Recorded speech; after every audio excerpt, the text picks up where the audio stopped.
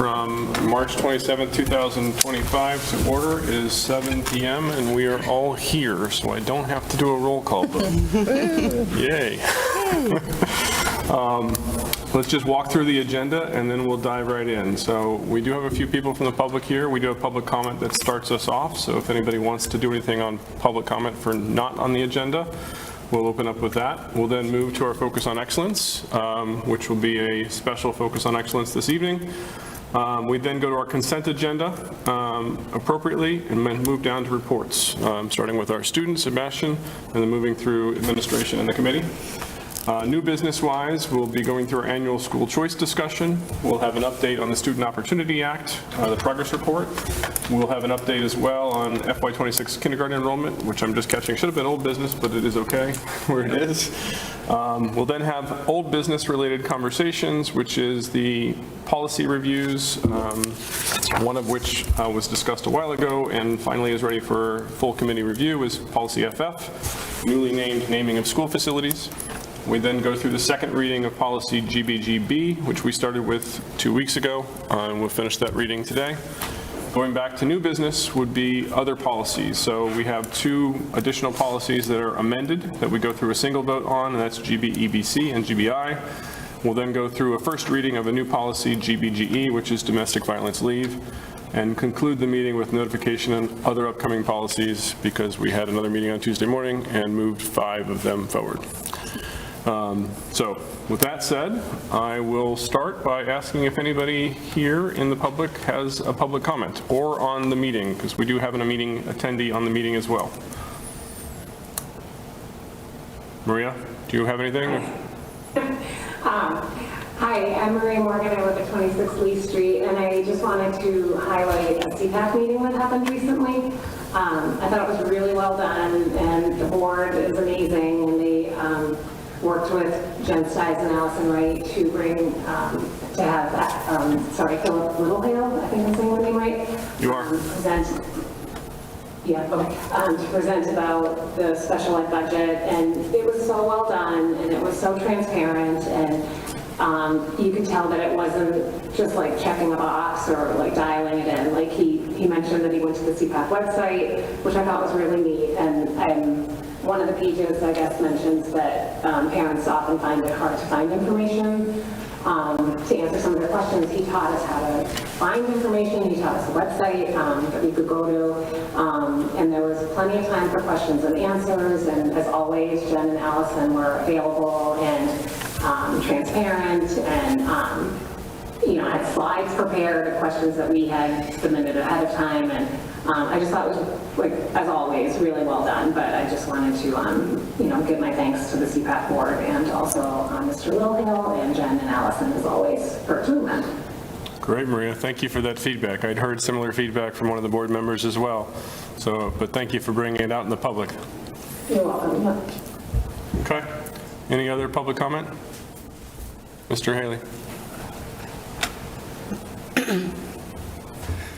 Thanks, Tom. Chris Haley, 71 Tennyson Road. Since only Jeff and Lara are here tonight to see Chuck on his way. Charles, either way, you'd think I'd know by now. Just thank you for 18 years, Chuck. I think everyone up here would love to be able to hit that kind of milestone, and I really appreciate it. And I know there's some other people that do as well, and, I think it's all good. So thank you, Chuck. Thank you. Okay, with that said, we will now move to our focus on excellence. And our focus on excellence this evening is a focus on excellence in service. And our focus on excellence is focused on Mr. Chuck Robinson. 18 years of service on the school committee, 9 years of finance committee service, and we have a few people that are here to celebrate your time serving this community with us. So we just wanted to thank you, Chuck, for your service. We wanted to recognize you and appreciate your service. And you have a few familiar faces here as well to join us in our thanks for your time. Thank you. Thank you. We also have a cake.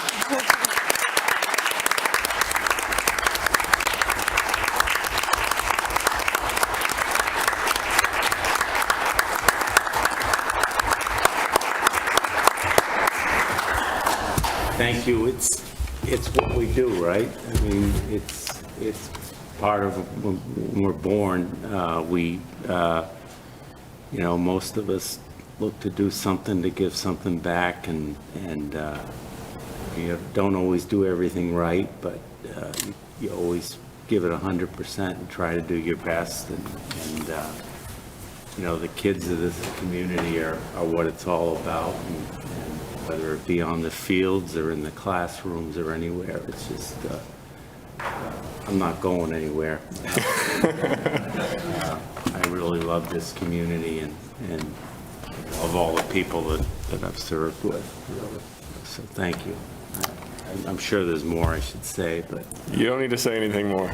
I think we all know, and they know that if they want to, they're welcome to say a minute or two themselves as well about the time they served with you or anything else. Anybody's welcome to come up to the podium to say what they would like to say. We do have a cake for you as well, and Dr. Milczewski has something he wants to give you as thanks as well. So let's start with Dr. M, and then we can go from there. Great. Well, on behalf of the district, we're pleased to share a chair with the Reading emblem on it as well, and also Chuck's name on it, showing, thanking him for his dedication to our community. And I'd just like to thank. It's a rock. I was hoping you wouldn't point that out, so I'll let others make fun of you. I'll rise above it. But a couple things just want to thank you for. First, just thank you for your dedication. I know you said that's just what you people wake up and they do, but 18 years of dedication, of all the nights, Thursday nights every other week, the dedication, the impact and your sacrifice you make with your family and everything to serve the community is truly incredible. And that doesn't even show all the time behind the scenes that I know from my time here you put in, supporting, going through things, visiting schools to go above and beyond. In addition to your dedication, I'd like to thank you for your impact. For 18 years, you have been a key member of this community in helping to, keep Reading Public Schools and make Reading Public Schools not only, I think, one of the pride of the community, but also a model school district in our area. And whether you were the chair or on the committee, your influence and your impact on that has been at the core of the success of the district.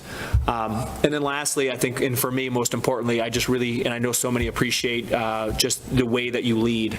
You lead by listening to others. You lead by trying to find common ground on different perspectives. You lead by working with people, and you lead by walking with the walk. I know I've learned a lot by watching you as a leader and learning from you, and I know that there's so many in the room who feel the same way. Couldn't have much more respect for someone and how you operate as either a man or a leader, and just appreciate all of your time since I've been here, but even more importantly, your 18 years. So I hope you enjoyed the rocking chair and remember us and get to relax a little bit after all the time that you put in serving the community. Does anybody else on the committee want to say anything? We sort of had our little goodbye a little while ago, but it's not yet official until our end adjournment tonight. Carla? I will make sure you have a supply of mints that we share at the table. I have known you for a while. You have been a mentor to me. I feel like to the whole committee. You have always been the gentleman on the committee.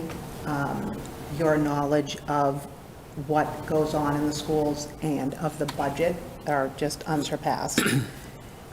My daughter was on the school committee 9 years ago and still asks me how she's doing. Even recently, past few weeks ago when we had coffee, how's Alex doing? And that's the type of person you are. You're a coach throughout, and you brought it to this committee and showed people that it's the students that are what's important. But you've always been the first person to be the proponent and the cheerleader for the staff as well. So thank you. Yeah, I just want to say, I don't think most of us knew the school committee was a thing the last time you weren't on this school committee. So it's going to be very weird to come here in a few weeks and welcome, a new colleague to the committee. And so I just want to thank you for your leadership, your mentorship, and especially your friendship. I've really enjoyed working with you these past 5 years. And I think I said last time, but you'll be one of the first people we call when we need a community member to fill in. So hopefully you won't go far. Thank you. Anybody? Yeah. Yeah, go for it. So I feel like I'm sort of piggybacking on some others, but I think there's a common theme here. You know, the committee was so new when most of us joined, with the exception of you. And it was, I mean, there's not even words to describe how helpful it was to have your steady presence and your deep knowledge of operations and people. I think I am not the only one who felt like you were a mentor to me when I was starting out 5 years ago. And then even more than that, I just appreciate your just measured approach to things. I think you are a true collaborator and consensus builder. You're a true team player. I'm going to miss your sports euphemisms during our conversations. And yeah, I'm going to miss your presence here, but I'm so grateful to have gotten the 5 years to work together, and I know I'll still see you around town, so thank you. Okay, I'll go for it. So as somebody else who hates to be the center of the conversation about and make it about me, I won't triple down on any of this and make you feel even worse, but I just want to say I'm so appreciative of the example you've set to the community of what it means to step up and participate and lead by example to make the community what you would like to see. And I think that's a really bright, shining example for all the residents of Reading, so I'm so appreciative of that. Would anybody else out there like to say anything? Go, Elaine, please. I just want to say, Chuck, that I noticed it was a rocker. You know, mine is not a rocker. But on the upside, your kids are all still very young. I'm hoping to be able to need a rocker in the next 10 years. So, you know, maybe we'll start to get those grandkids because we're on that phase. But you all have said amazing things. I want to say that also there was a word in vocabulary, Natalie, that I never knew, but Chuck, the consummate professional, and always, and today, of course, Natalie dressed. And if you don't know what that word is, you guys can look it up. But that just, I could always count on Chuck to just be so professional, so composed. And I think what I really appreciated is on the committee and as a friend and outside the committee, being able to talk through things and really be able to be a sounding board and know that, you know, you could really voice what you were thinking and what you really felt and be able to dialogue with you and then get to a better solution for the community, because Chuck always kept us focused on it's about the kids, it's about the community, and just for people, those of us who served with him know how amazing he is, but to the broader community, Chuck has been a treasure for 27 years. On Finance Committee, he was amazing. We were like, we got to get Chuck on school committee because he's amazing on Finance Committee, and we really need to bring that financial background and budget background to the committee. So I'm remiss in not connecting over the years, but it's so wonderful to see everyone. And, you know, everyone you serve with for so long, you have differences, but you collaborate and you pull together for the kids and for the community, and Chuck is the ultimate leader of that. And so thank you for all that you gave to our community, to me, just like others have said. And now it's time to spend time with Beth on these evenings. Thank you. Any last words from anybody out there? Oh yeah, here we go. So Dad, just on behalf of Mom, Kendall, Charlie, and Dan, you know, I just wanted to say thank you. You know, you've done a lot for us, and, you know, you sacrificed a lot coaching and doing this, and I know, you know, all of us will never forget, you know, you handing us our diplomas on the stage and just everything that you've done for us, so just thank you.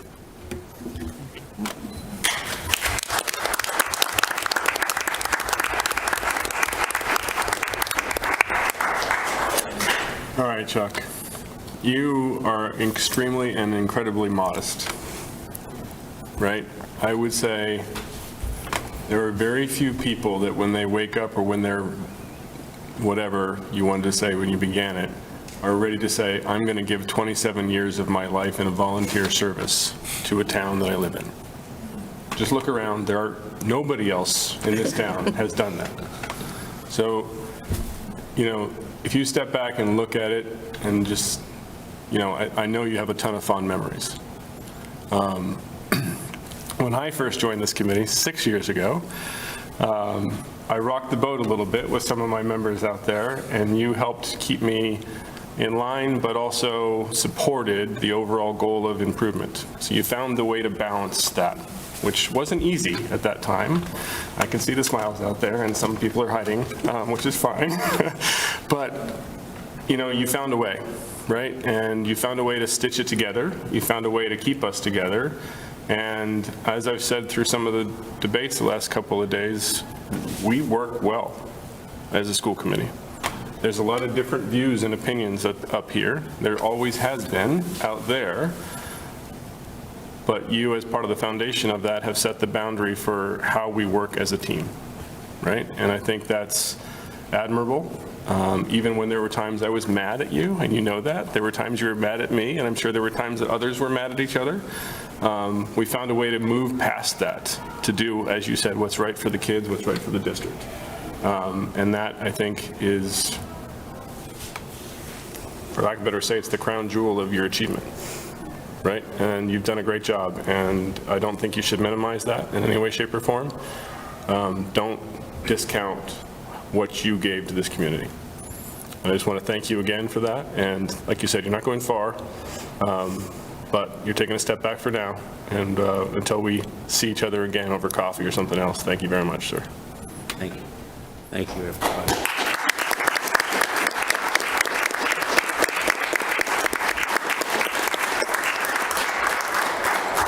So we do have a tradition for our Focus on Excellence, where we take a picture with the school committee, the school committees. So we'd like you to come forward, and family if necessary. We will come down here, and Joe or Andy or Chris, if we can get a picture as part of this, we would appreciate it. You all are dressed to the nines anyway. You can be in a picture, so come on down. Yeah, he should. Oh my God, that's like Justin Ramo just got into Harvard. No, we didn't. Yeah, he did. So he just texted me. Yeah. So well. That's Great. He's such a good He's a rock star. Yeah. That like warms my heart more than a lot of other things I've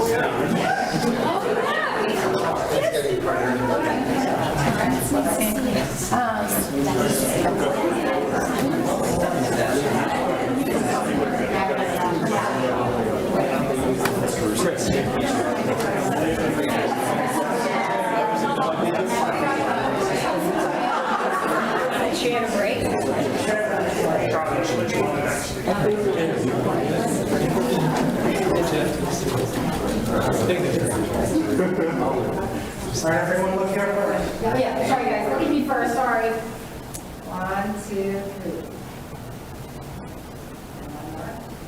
Thank you. Ready. Over here.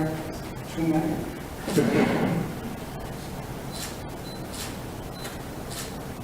Traffic light.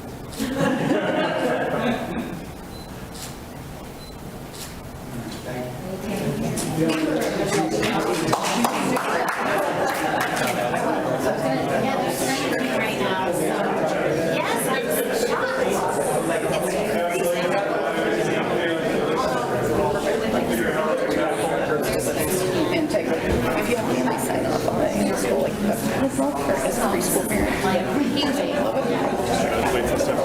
Yeah, Sarah's really strong. Like, what is the last progress report? Like, sharing all things because, there's more, I mean, the kiddo that she's like, it's the best providers, knowing about our strengths, and then being able to share our experience.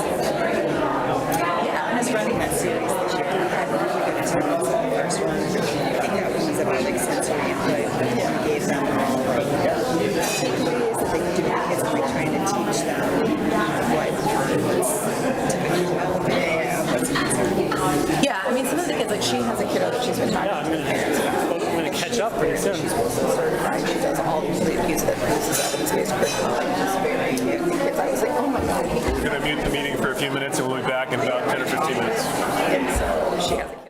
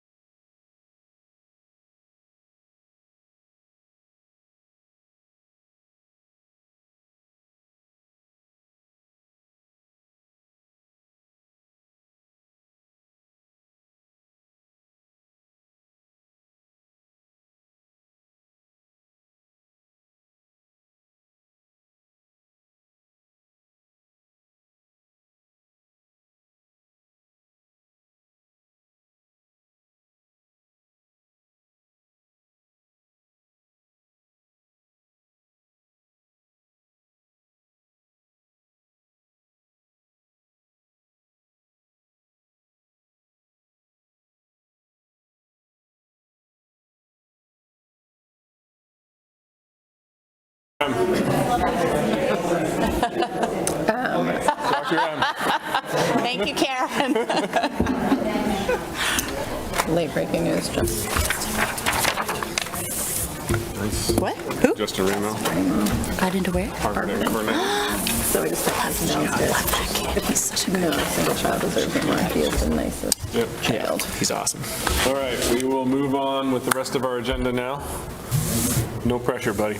Okay, so first, Hold on a second, Sebastian, we'll get to you in a second. We need a motion on the consent agenda. Oh, motion to approve the consent agenda. We have a second. Seconded by Chuck. Okay. Carla's like, Any further discussions? All right, all in favor? All opposed? And it passes 6-0. All right, now we'll move to reports. And Sebastian, we'll start with you. so first, the RMHS Jazz Ensemble made it to the MAJE State Finals. They performed last Saturday at Coakley Middle School in Norwood. If they earn a gold medal, they will be performing at the Hatch Cell on the Boston Esplanade on Sunday, May 4th. Also, senior RMHS Aquatic Rockets excelled in both the pool and the classroom this year by earning the honors Academic All-Americans from the National Interscholastic Swimming Coaches Association. To qualify, swimmers must maintain a GPA above 3.75.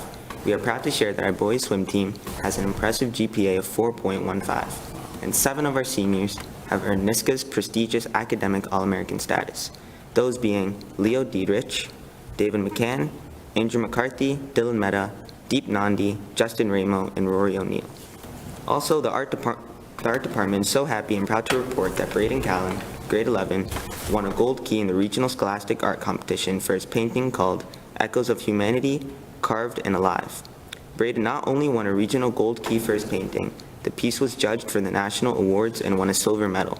This is an amazing accomplishment. Congratulations to Braden and to his teachers. The following students that started RMHS Investment Club yesterday went to present at Parker Middle School in an effort to build student interest in the club and also in the world of finance and investment. Dr. Story sent a note that they did an amazing job and we want to give them a shout out. Those students were Will Merkel, Ted Ravens, Terry Bello, and Thomas Stathopoulos. And upcoming events, so April 3rd is a junior prom from 7 to 10 p.m. at Andover Country Club. April 4th is an early release for students. April 7th through 9th is Arts Fest. April 10th, the internships begin for seniors, for those doing internships. And April 11th, freshman progressive dinner fundraiser. That's in Wakefield at 6 p.m. May 2nd is a Winchester Hospital career panel, Careers in Healthcare. May 5th through May 16th are AP exams. May 21st is job shadowing for the junior class only. May 21st is senior awards night at 7 p.m. May 22nd is senior promenade and prom. May 27th is senior movie night at 7 p.m. May 29th is senior class day. May 30th is graduation at 6 p.m. at Turf 1 or the Field House if the weather is bad. June 2nd will be move-up day for incoming 9th grade students. June 2nd will be future freshman night number 2 at 6 p.m. And June 4th finally is the underclassmen award ceremony at 6:30. It's a lot. Great. There's a lot going on. Yeah. We'll talk a little bit about that at the end of the meeting because we have a lot going on in May ourselves, so. Okay, thank you, Sebastian. Any questions for him? No? Okay, so we will move to the next portion of our agenda, which I believe is Dr. Hardy. Excellent. Well, good evening, everyone. I just want to share with you an event that happened at one of our middle schools a few weeks ago. That was very exciting. So the third week in March is always National Civics Education Week. And there are a lot of different events that happen. And one of our social studies teachers, our 8th grade social studies teacher at Coolidge, Carolyn Caffrey, signed our students up for an event that was called Zoom with the Judge. And it was just like a chance to learn a little bit more about the judicial system. Well, guess who the judge was? It was Supreme Court Judge, Associate Justice Sonia Sotomayor. That's awesome. Yeah, so when I found out that was happening, I certainly found myself in that room, because I've never been on a live Zoom with a Supreme Court Justice. And it was, our 8th graders did a great job sitting for about 45 minutes and listening. And I just want to share 2 of the points she made to our young people because I think they were so important. She said that in honor of Civics Week, our students should be thinking about how to be good citizens. And she said, you might think it needs to be something big, but it doesn't.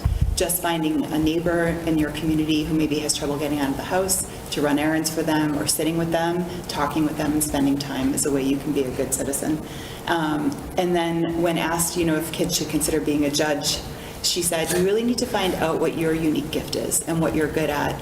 She said, I chose to be a judge because it matched my personality and my style. And she said, but each of you has a unique gift to give to your community. So figure out what you're passionate about and go from there to impact your community in a positive way. So I think it was a really strong message for our young people, and I was very excited to hear it as well.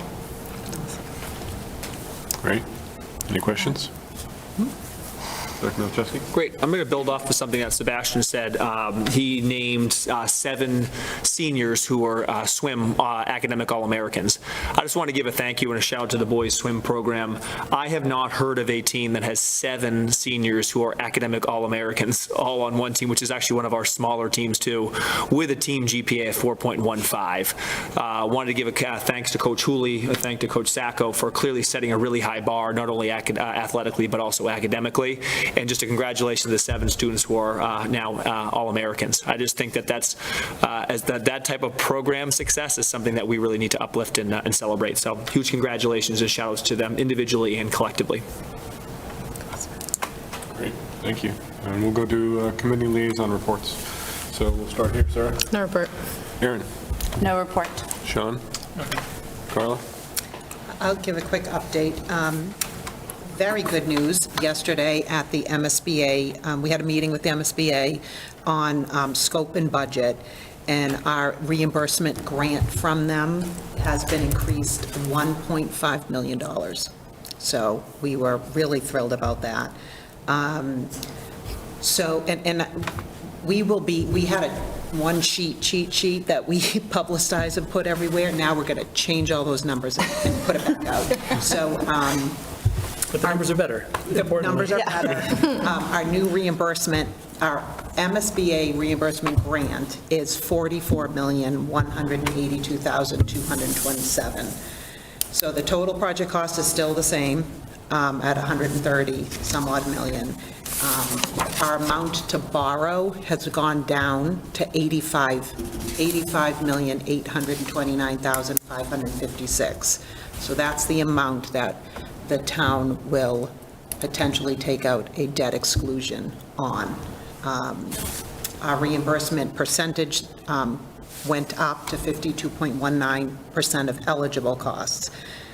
We will be having a joint presentation of both major projects, the ReCal and Killam, to highlight both projects and answer questions for anybody in the town or on town meeting. The first one will be April 2nd at 7 PM in the PAC, in person. We're going to have the exact same meeting in Zoom on the 16th, April 16th at 7, for people who we want to maybe catch who couldn't show up on the 2nd. So we encourage everybody to come because our debt exclusion vote is May 13th. Great. Can I ask a quick question? Absolutely. I've seen the posters for the 2 forums or the digital, but none of it has a Zoom link. Will that go out at some point for the people who want to join the one on April 16th? Yes. Okay. Yeah. Yes, it will be, yes. It'll be posted as a meeting or? It will be posted as a meeting. All the major boards, I think they started to post the April 2nd meeting. I just don't think they've gotten to the 16th, but yeah, that'll be plastered everywhere. Great, thank you. Thank you. Chuck? No report.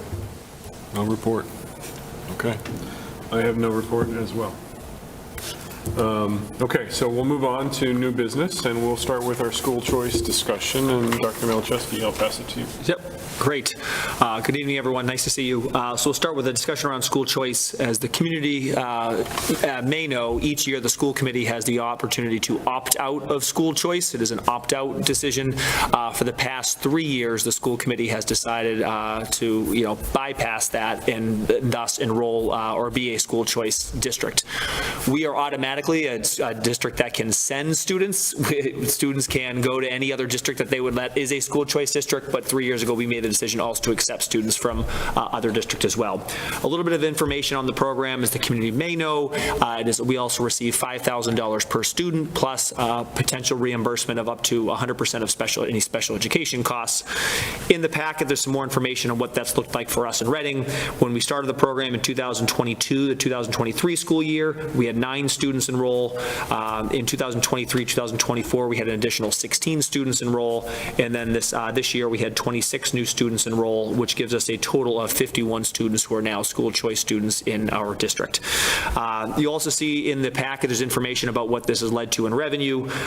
It's about a total over the last 3 years of about a little bit over $450,000 in revenue. So far, we have received $315,000 over the last few years, and then also expect an additional $139,000 this year, and that does not include any special education. Increment is the word, depending on what we, kind of how we file the form for reimbursement. So it is our administration advocating to continue to move forward the program, I believe for 2 major reasons. One being the the additional revenue stream is a huge benefit to our community, especially in the context that we're in right now, where we know that it's a little bit more uncertain around the future potentially of federal funding, so having some additional revenue stream is important. Also, we know there are a lot of needs and wants in our own school district of things that we could do to improve our student experience. So having an additional revenue stream to continue to invest in things that are important for our students, this gives us a vehicle to be able to do that. In addition to the revenue piece, also this is an opportunity for us to bring students in, especially for staff members' children. About half of the students enrolled in the program are relatives of our staff. We think not only is that a perk for our staff members, but also that is what we think is a retention strategy for our staff as well. I'll give an example. One of our assistant principals has recently enrolled both of her students in school choice through the district and says that she plans to be here all the way through. They move on through graduation. So it's a way for us to also be able to keep some of our staff who want to be all in with their families as well. If you look in the packet, we outline the amount of available seats. Again, these are outlined by grade level, not by specific school. And we also outline the process, which would open up applications tomorrow, give about 2.5 weeks with all the information here about the lottery in the middle of April. By law, we are required to have 2 lottery processes. Typically, we've done one later in the school year, towards the end of the year, and then again at the end of the summer. We feel like this year we want to get start a little bit earlier. Particularly, some of our staff members have asked about trying to figure things out for their own children earlier, so we thought it made sense to get this first lottery up and running, and then we can also then move forward with our second lottery sometime at the end of the school year into the summer. So I will pause there for any questions or feedback. Anybody?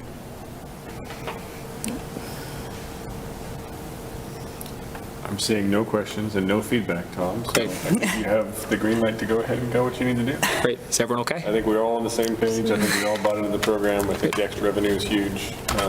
And it all just makes our district even richer in multiple ways. Are we supposed to vote to opt out?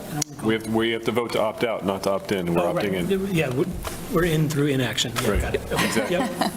And 2 questions that have come up in the past. One being, we are not required to do a hearing because we are already, have the program in place right now.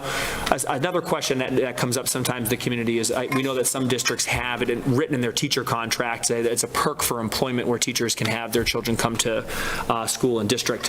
One drawback of that model is, first of all, we do not receive the $5,000 per student. Secondly, we are also, as a district, required to pay any support services, any special education services that child may need, including an out-of-district placement, and that would fully be on our expense. So that's just something to keep in mind of a trade-off of strategically of using school choice versus writing something in the contract as well. So just want to be transparent around that rationale. Go ahead, Chuck. So you mentioned we have 51 now, and forgive me if I saw it in the budget, and do we have a goal for what we're expecting or what we want for next year? Yeah, great question. So 51, we only anticipate losing one student due to graduation. So we do think that fifth, that's 250 we know for next year in the budget. You see in the packet, there's, about 50 seats that we are opening up. These are spots where we feel like there is available seats. These are not spots where we're going to overcrowd classrooms. We do not think we'll fill the full 50. There's certain grade levels that are more desirable than others. I would say, what do we think internally is somewhere around 15 or 20 is what we would expect, through this first lottery. We could be surprised, but that's where we'll be. We generally use the money that we receive this year for next year. Correct. The money we'll receive next year for next year. So just like the circuit breaker that rolls to the next year, we're essentially sending money up for the fall. Correct. Although we do receive money, it comes monthly for school choice starting in October, and then also the special ed reimbursement process starts in June. Okay. But budget-wise, we haven't planned for any additional students outside of what we currently know will be here according to current students at this point. Carla, go ahead. Does the money come straight from the state, or does it come from the district?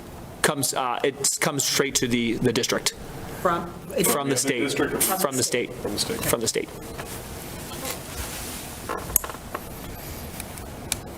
Any further questions? Nope. Okay, thanks, Tom. We'll move on. And it's the Student Opportunity Act update, and I believe Dr. Hardy. I've got that one. You have the mic, right? You're going to. I'm going to make just a couple of points. We sent out a little bit of information today late that is in a revised packet, and just want to bring your attention to what's in the revised packet than what was sent out originally. First, you'll see that the SOA plan that was developed last year is a 3-year plan. You'll find a copy of that in the packet.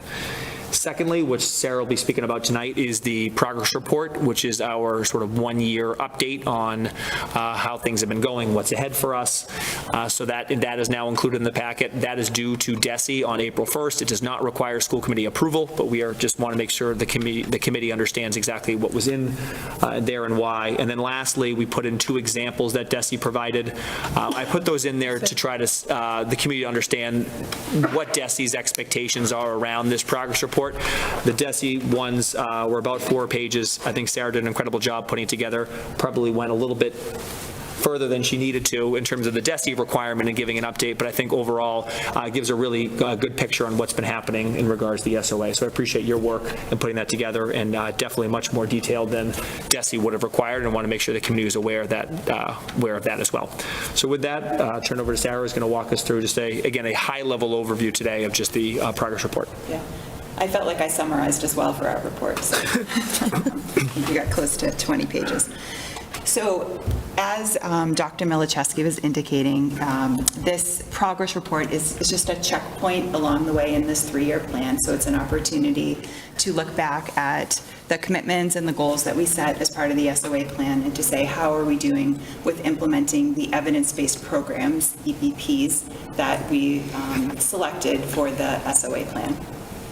So tonight, I'm going to just quickly give you an overview of what to expect when you look at that report.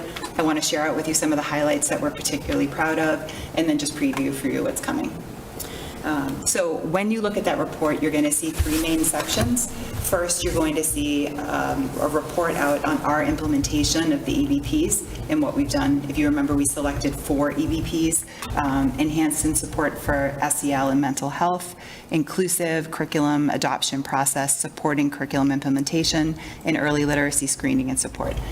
None of those should come as a surprise to you. Those are the topics that we present to you regularly. Those are part of our ongoing and day-to-day work.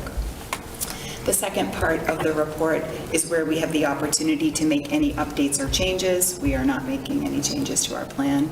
And also an opportunity to share out any of the early data that's coming out.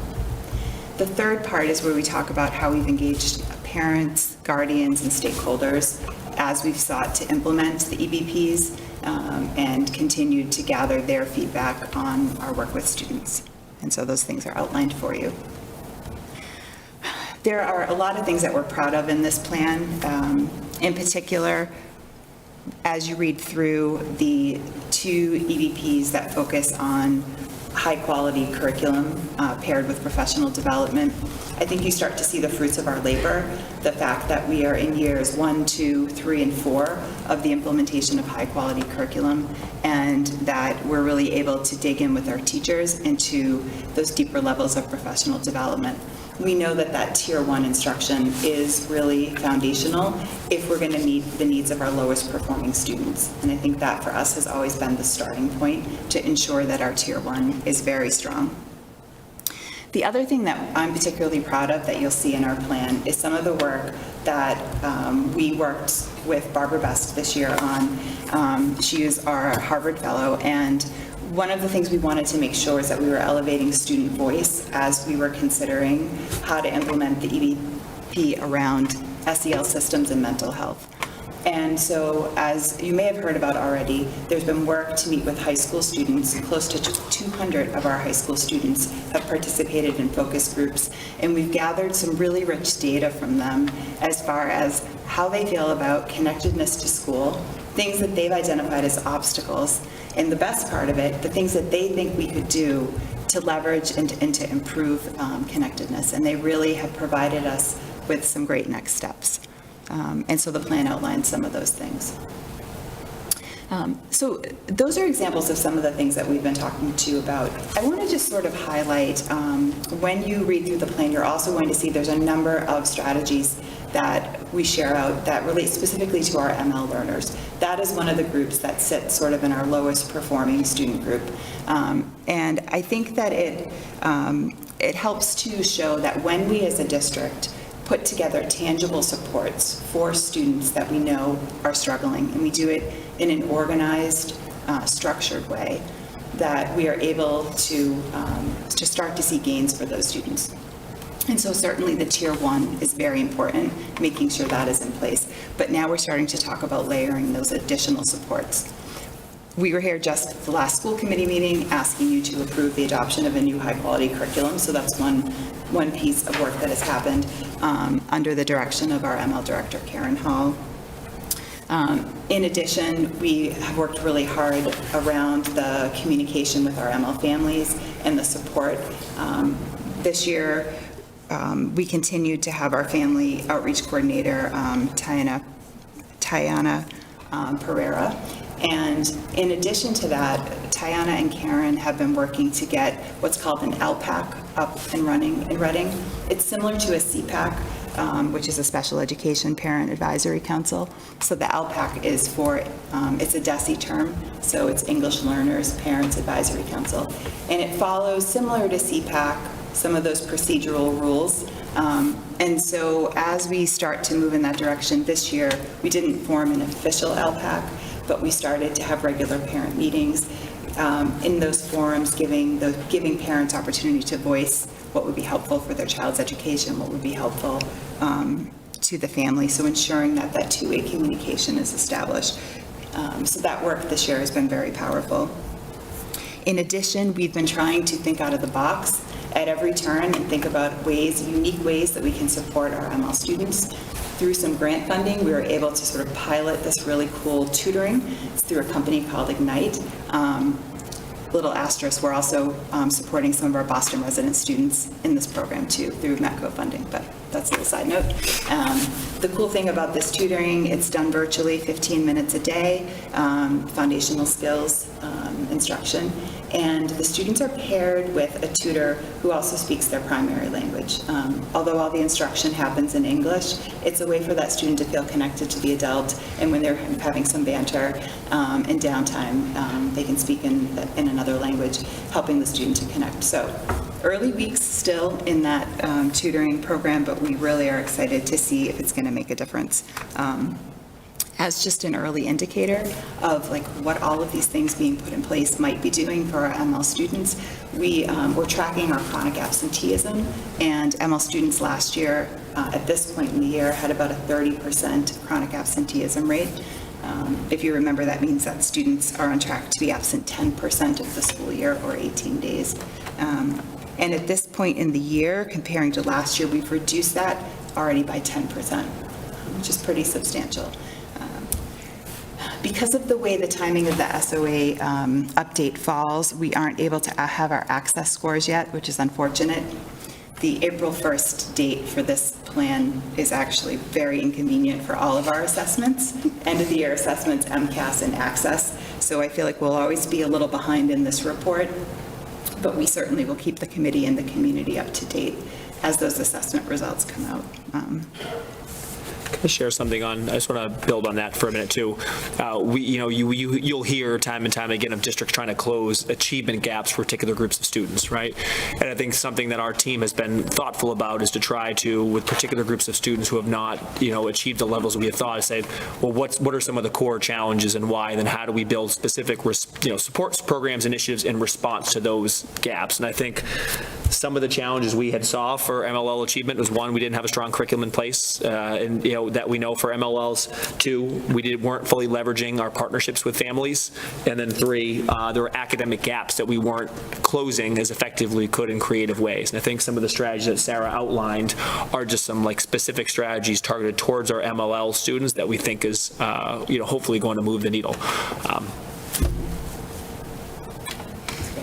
I also just one other thing is another thing in the program for our MLLs too is additional counseling programs. So there's additional counseling available for a group of our students who may need that additional social emotional support in their home language over Zoom as well. So that's something that we've been able to open up more doors and access for accessible counseling as well.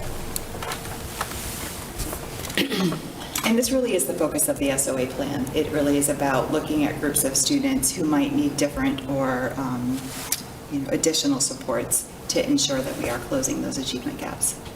So then looking ahead as far as how will we continue to implement this plan and continue to make gains in closing gaps, one of the things that's come up for us as we've really have done the work of digging in and trying to examine ways to support students is we decided that we needed another tool to help us make our data-driven decisions. We have lots of data, we have lots of great assessments in place, but one of the next steps for us is that we're going to be bringing on board a data warehouse. I'm sure you'll hear us talk about this. Don't get too excited, Tom. And it really is an opportunity for us to bring all of the data we've been looking at sort of into one place, and we'll be able to look at student data over time and just look at the interaction of the different pieces of data we have much more easily, and in particular pull out these subsets of students that we want to see how they're performing. So I think that's an important next step for us to really be able to track the progress of the work that we're doing.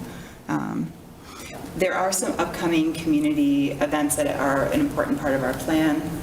The school committee is going to be hosting a screening of the Code Switching documentary, and so that is an event that we think is important for supporting our Boston resident students. Similarly, there are some youth town hall events that are sort of culminating events from some of the focus groups that have been happening with our high school students, an opportunity for kids to come together and to discuss some of the themes that have been revealed. And so those are just some upcoming things that we feel encouraged by and think will support our work going forward. To close, I will just say that this report for us and this work is not just about compliance. This to us really is the heart of our work, making sure that each and every student who attends the Reading Public School has really great outcomes, enjoys their time in school each day, and that we can feel proud about the progress they make. Happy to take any questions. Any questions? No. No. There's a lot in here. A lot to digest. Yeah. But let's talk about that data warehouse at some point soon. That does get me excited. Even though you told me not to get excited. I love it. Okay. Thank you, Dr. Hardy. Very much appreciated. Okay. And you said a lot in a little bit of time, so I don't know if anybody paid attention, but there's a lot you just said in that period of time, so thank you very much. Moving on to the next agenda item, which is the FY26 kindergarten enrollment update. Dr. Milcheski, back to you. Yes, this should be a brief update. We committed to coming back and sharing with the committee updates throughout the spring and summer on our enrollment. Pleased to share we are now up to 290 app kindergarten registrations, and you can see it broken down by school so far. Just like to flag for the community too that we know that we had allocated an additional 1.0 FTE kindergarten teacher. As of now, we still feel like that could be a need, so we have not made any adjustments at this point. It is under projection at this point, but we know that during the spring, during the summer, there's always move-ins and things like that, so we are hesitant to pull away that additional teacher at this point too. So we will keep the community informed during the spring, during the summer with any changes, but at this point, we wanted to make sure the community knew that we were at 290. And then the only other point is if there is a spot where there will be a give, it is at Barrows, where we're trying to keep that number close to where it is right now, not need that additional teacher, because Barrows is the space that is extremely strapped for space. So if the enrollments stay sort of in the range of where they are now, with the additional school choice, Metco, move-ins, then our goal will also be to try to bring that Barrows number back down to 3 if we can, and then be able to fill all of our other spaces as well. Okay, any questions? No. You guys got it easy today. Okay. Was tired from Chuck's cake. There's cake. Sugar coma. That was the plan the whole time. Get the sugar coma kicking in. All right, so we're going to move on to D1, which is policy FF, naming of school facilities. I'm going to start the share, and then I will dive in with some background on all of this. So I'll just share the screen so it's easier to keep going back and forth. Okay, so policy FF, starting back in June of 2023, or May of 2023, Chuck and I met with at that point, the new SAC, the Student Advisory Council in its first year, and SOCA for EJI back in the room back there, where they raised that the existing FF, from their perspective, was A, hard to understand, B, a little bit exclusive in terms of who you can name it, C, very hard to figure out if you could remove a name with anything or from any particular school facility or not. And so they wanted us to look at the policy and figure out if we could tighten it up. They brought in an example that was Winchester at the time, I believe, or one of the W's around us, Wilmington, I think it was Wilmington, as something that was very short and they thought was succinct and easy to understand.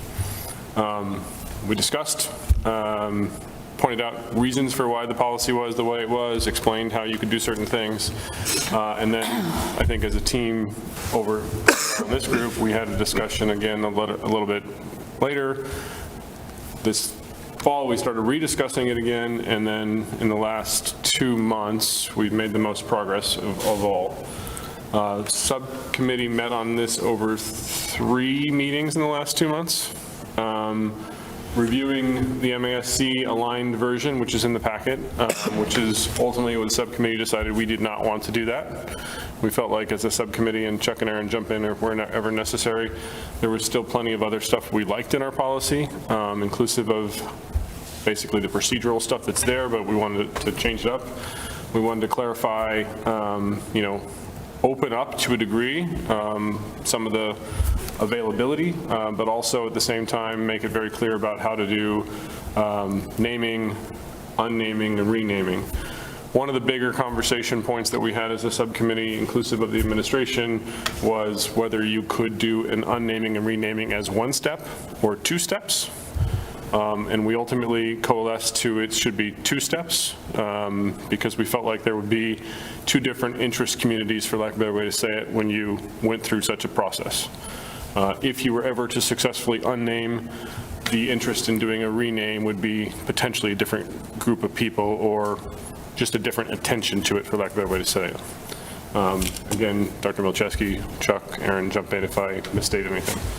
So this went through multiple drafts, and then finally, as of, I want to say the 11th or something like that, we finally approved it. We notified it in the last meeting, and the version that is in the packet, very much redlined, but I have it up in the deck now in clean form, is the version that we as a subcommittee approved. Structurally, we essentially established foundational covenants, which provides the background of what we were trying to do. We provided then name removal, naming and renaming, submission process, and what has to happen in those particular cases, guidelines for consideration if a person's name is chosen, and it doesn't always have to be a person's name that's chosen. We know we have many schools in this district as well that are not named after people. And then overall, the review and approval process below that. So much of the naming, review, and approval process hasn't changed other than to change the structure. And to clarify some of the previous conflicts in the policy between the terminology of subcommittee and advisory committee and other things like that to clean it up. So as we know, you cannot have a subcommittee where we have members that are not part of the existing group of the committee, right? So it's an advisory committee clearly named in the policy now as opposed to a subcommittee. The constituents of the advisory committee have not changed. Or anything else along those lines. It's just that we've cleaned up the language to align with exactly what policy we're talking, what type of committee we're talking about. So I'll pause there. Chuck and Aaron, Dr. Milczewski, if anything I missed or if you want to add anything. No? Okay. And then open up for the rest of the committee to see if there's any other discussion or concerns or points. Sean. I have two call them grammatical suggestions in the early part of it, and then I have kind of a question about the intent on one piece. The very first sentence there under foundational covenants where it says naming, including name removal and renaming, just feels a little bit clunky. I wonder if we could revise it to something like decisions regarding the naming of school facilities. It would be, comprehensive to include naming, renaming, unnaming, triple naming, whatever, like, just a suggestion. It just, that clause of naming, including removal, it just feels a little bit clunky to me. That's all. So that was one. And then the second one is in the third paragraph where it says a name associated with educational significance or inspiration should be recommended and chosen. I know most of that is from the original or from the current version of the policy. I think that I understand the sort of sentiment behind that. I think it's a little bit at odds with the notion that we could name, we have facilities named for geographical areas. Like, I don't know that, Wood End is educationally significant or inherently inspiring. I love the name of our elementary school. I'm not positioning to change it, just to be clear. We go into great detail about what the considerations are and the characteristics are of an appropriate name.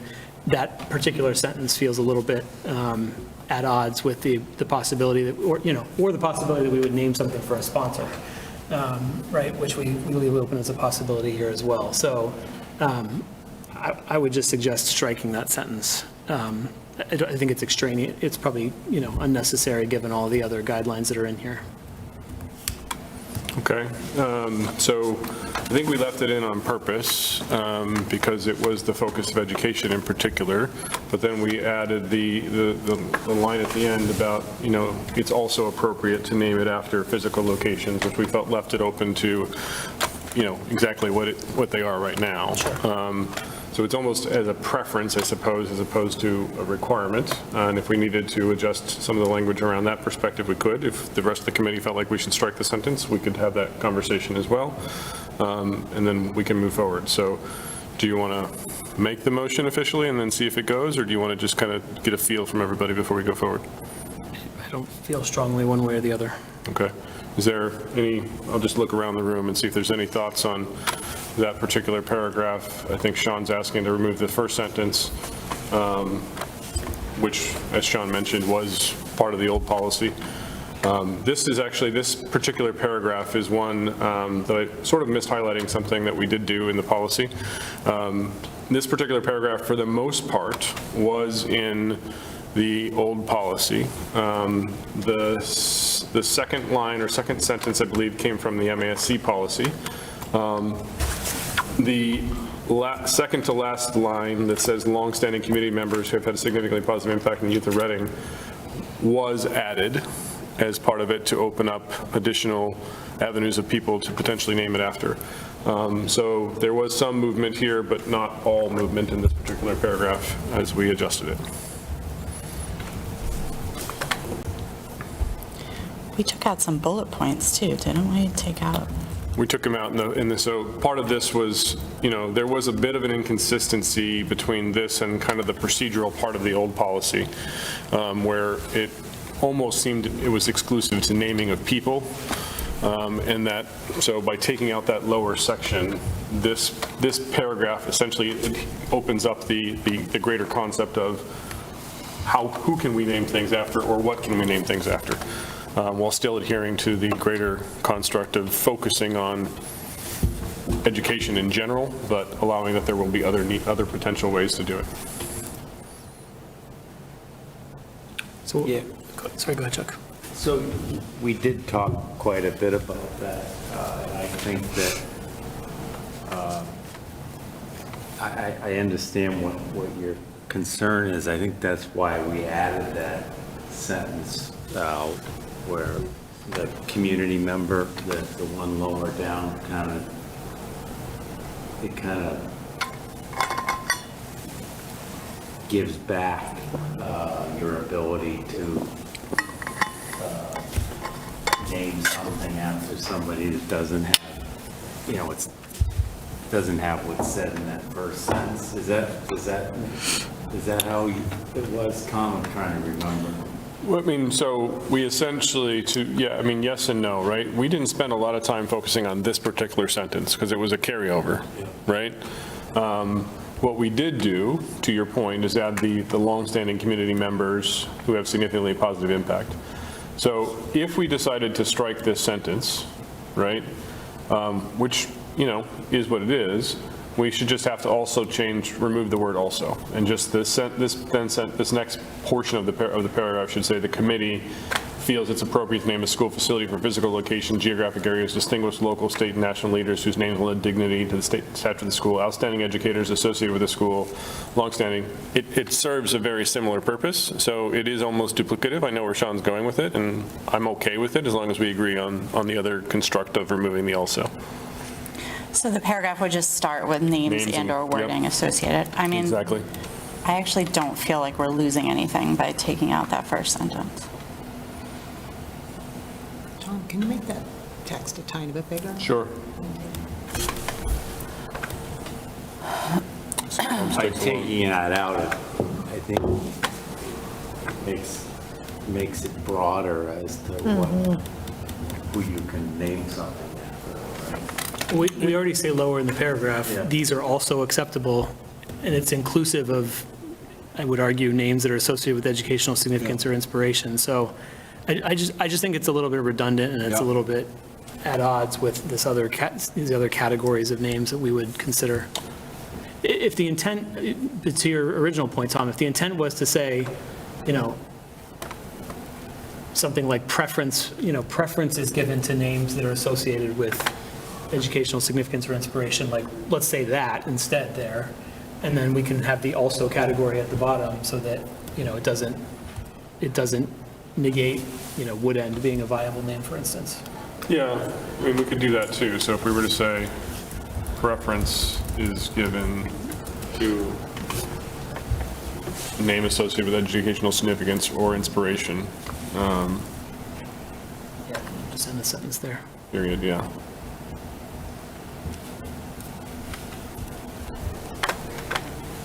And the rest of the paragraph holds, and I think that's probably, what I'm hearing is that's closer to what you intended by leaving it in. I'm going to say should be or something like that.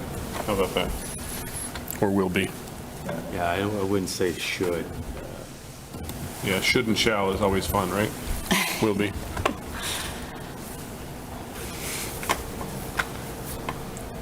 That even could go at the end if, I mean, it almost seems like Yeah, that's I'm more like, of an I end. don't think It it's doesn't the like- it first doesn't start sentence. the first sentence of the Yeah. paragraph, right? Yeah, That's fair, agreed. more down here.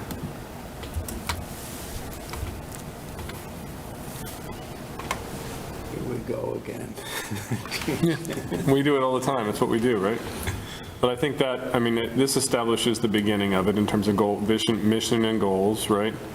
Not restrict the use, and then the committee, I'll say this, committee feels that it's appropriate to name a school facility for a physical location, blah, blah, blah. And then at the end, even though we feel all of that, preference will be given to a name associated with with educational significance or inspiration. Yeah, that's better. Okay? Now, Sean, your other one was what? Just the very first, Naming, renaming, removal? yeah, it was just a suggestion that we change that to something like decisions regarding the naming of school facilities.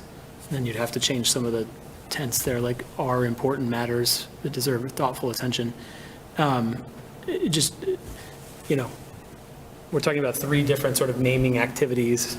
I think we can simplify it a little bit, that's all. We could simplify it. I think part of the problem and the concern that people were given, and we sort of address it later, but so let's just talk it through, was that it wasn't clear that this covered name removal, naming and renaming, which is why the opening sentence tried to cover all 3 constructs. You could argue, and it's a fair argument, that the whole section covering name removal, naming covers that to make it clear. But that was part of the reason why it was starting off that way. I don't like it as a starting point necessarily either, so I'm open to different points of feedback on that. And if we think that, I mean, I would sort of posit that we're not really creating a process for renaming here, right? You know, renaming to me means giving a name to something that already has an existing name, and we've actually broken it out and said, you've got to remove the name first, and then you name something. So I'm not even sure that, you know, So it renaming just really goes back applies. to the naming policy. Now, I know that there's a clause that says it keeps the name until a new name is accepted, but, you know, de facto, that building, or that facility no longer has a name, even if it's retaining it until we get a new one. So I just, you know, I just think it's a little clunky, and I'm sure you guys experienced the same thing. You were trying to phrase all these clauses. But I think the procedural stuff that follows sort of clarifies what the scope of the policy is well enough.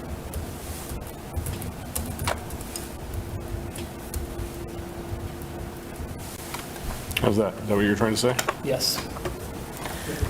Deserve, yep, I'm getting there. Decisions regarding the naming of school facilities are important. Matters that deserve them. Decisions regarding. Happy? I'm not going to argue about it either way. I agree that it's clunky, but I think clarifying what we mean in the parenthetical phrase is helpful. In terms of renaming, and so the original Naming sentence. seems very final to me in my brain. Like when I read that, it's like we name something, it's done. I know we get into it later on, but so I'm not going to argue about it. I do think that it had a. What if there were decisions regarding the names of school facilities? So it's not the act of naming, it's Yeah, names. I could get it. Yep. Yeah. Yep.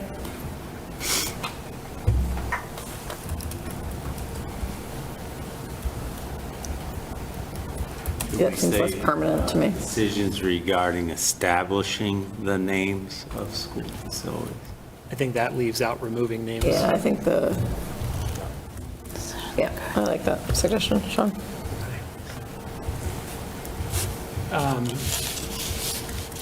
I told Tom this morning that I was going to suggest that we give this one a little bit of time to breathe and not try and settle it tonight, and then I decided that there's like 2 more things I want to talk about, if it's okay.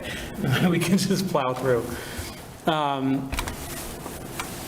So, sorry, Tom, I don't know if we're... Nope, that's all right. Any objections to the language as written? No, I can live with that. Okay. Okay. One more thing in that paragraph, sorry, and That's okay. I promise I'm almost done.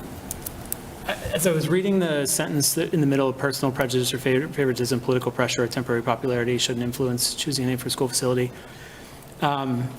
Again, totally appreciate the sentiment, and I agree with where we're going. I think inherently, what we've created here is a political process by virtue of you've got to have 50 community members signing a petition, you're trying to drive up support for a decision. I think inherently there's I'll call it a political angle to that process. What I would suggest, and I want to keep the word political in here, but what I would suggest is we build it into that first clause and say something like, personal or political prejudice and favoritism, temporary popularity should not influence choosing a name. I don't know what political pressure means in the context of something that inherently has the community coming and asking us to do something, if that makes sense. Sorry, can you repeat what you're proposing? Yeah. What I would propose would be to have the first clause be, or to have the sentence read, personal or political prejudice or favoritism and temporary popularity should not influence choosing a name for a school facility. And you would strike political So you're taking pressure. out pressure, Yeah. but keeping political. Because I get the point here, like, what we don't want to do is, whatever, the committee gets a 4-2 lean in one political direction, we don't want to necessarily name it for, Michelle Wu or Charlie Baker, like whatever, I think that's kind of the intent here, and I can get behind that. What I'm concerned about is, again, just that we've created an inherently political process by asking the community to bring and ask to us. So this is old language as well. I agree. It was just pulled up from the other portion, which actually was near the bottom of the policy before. Pulled up, this one actually is pulled up in alignment with MASC, near the top of the policy. And I hear what you're saying. I don't necessarily think that a petition asking us to do something, though, is political pressure. I think it's an interesting line to walk, though, Sean. I know what you're trying to get to there. I think you'd have to be able to define what political pressure looks like. And I have no idea what it means in this context, if I'm being honest. Carla? I would say that the majority of naming and unnaming of buildings in the past 3 years have been because of political pressure. And if we're not recognizing that with this policy, then why bother? Just the advocacy you get for something that's political pressure. Yeah.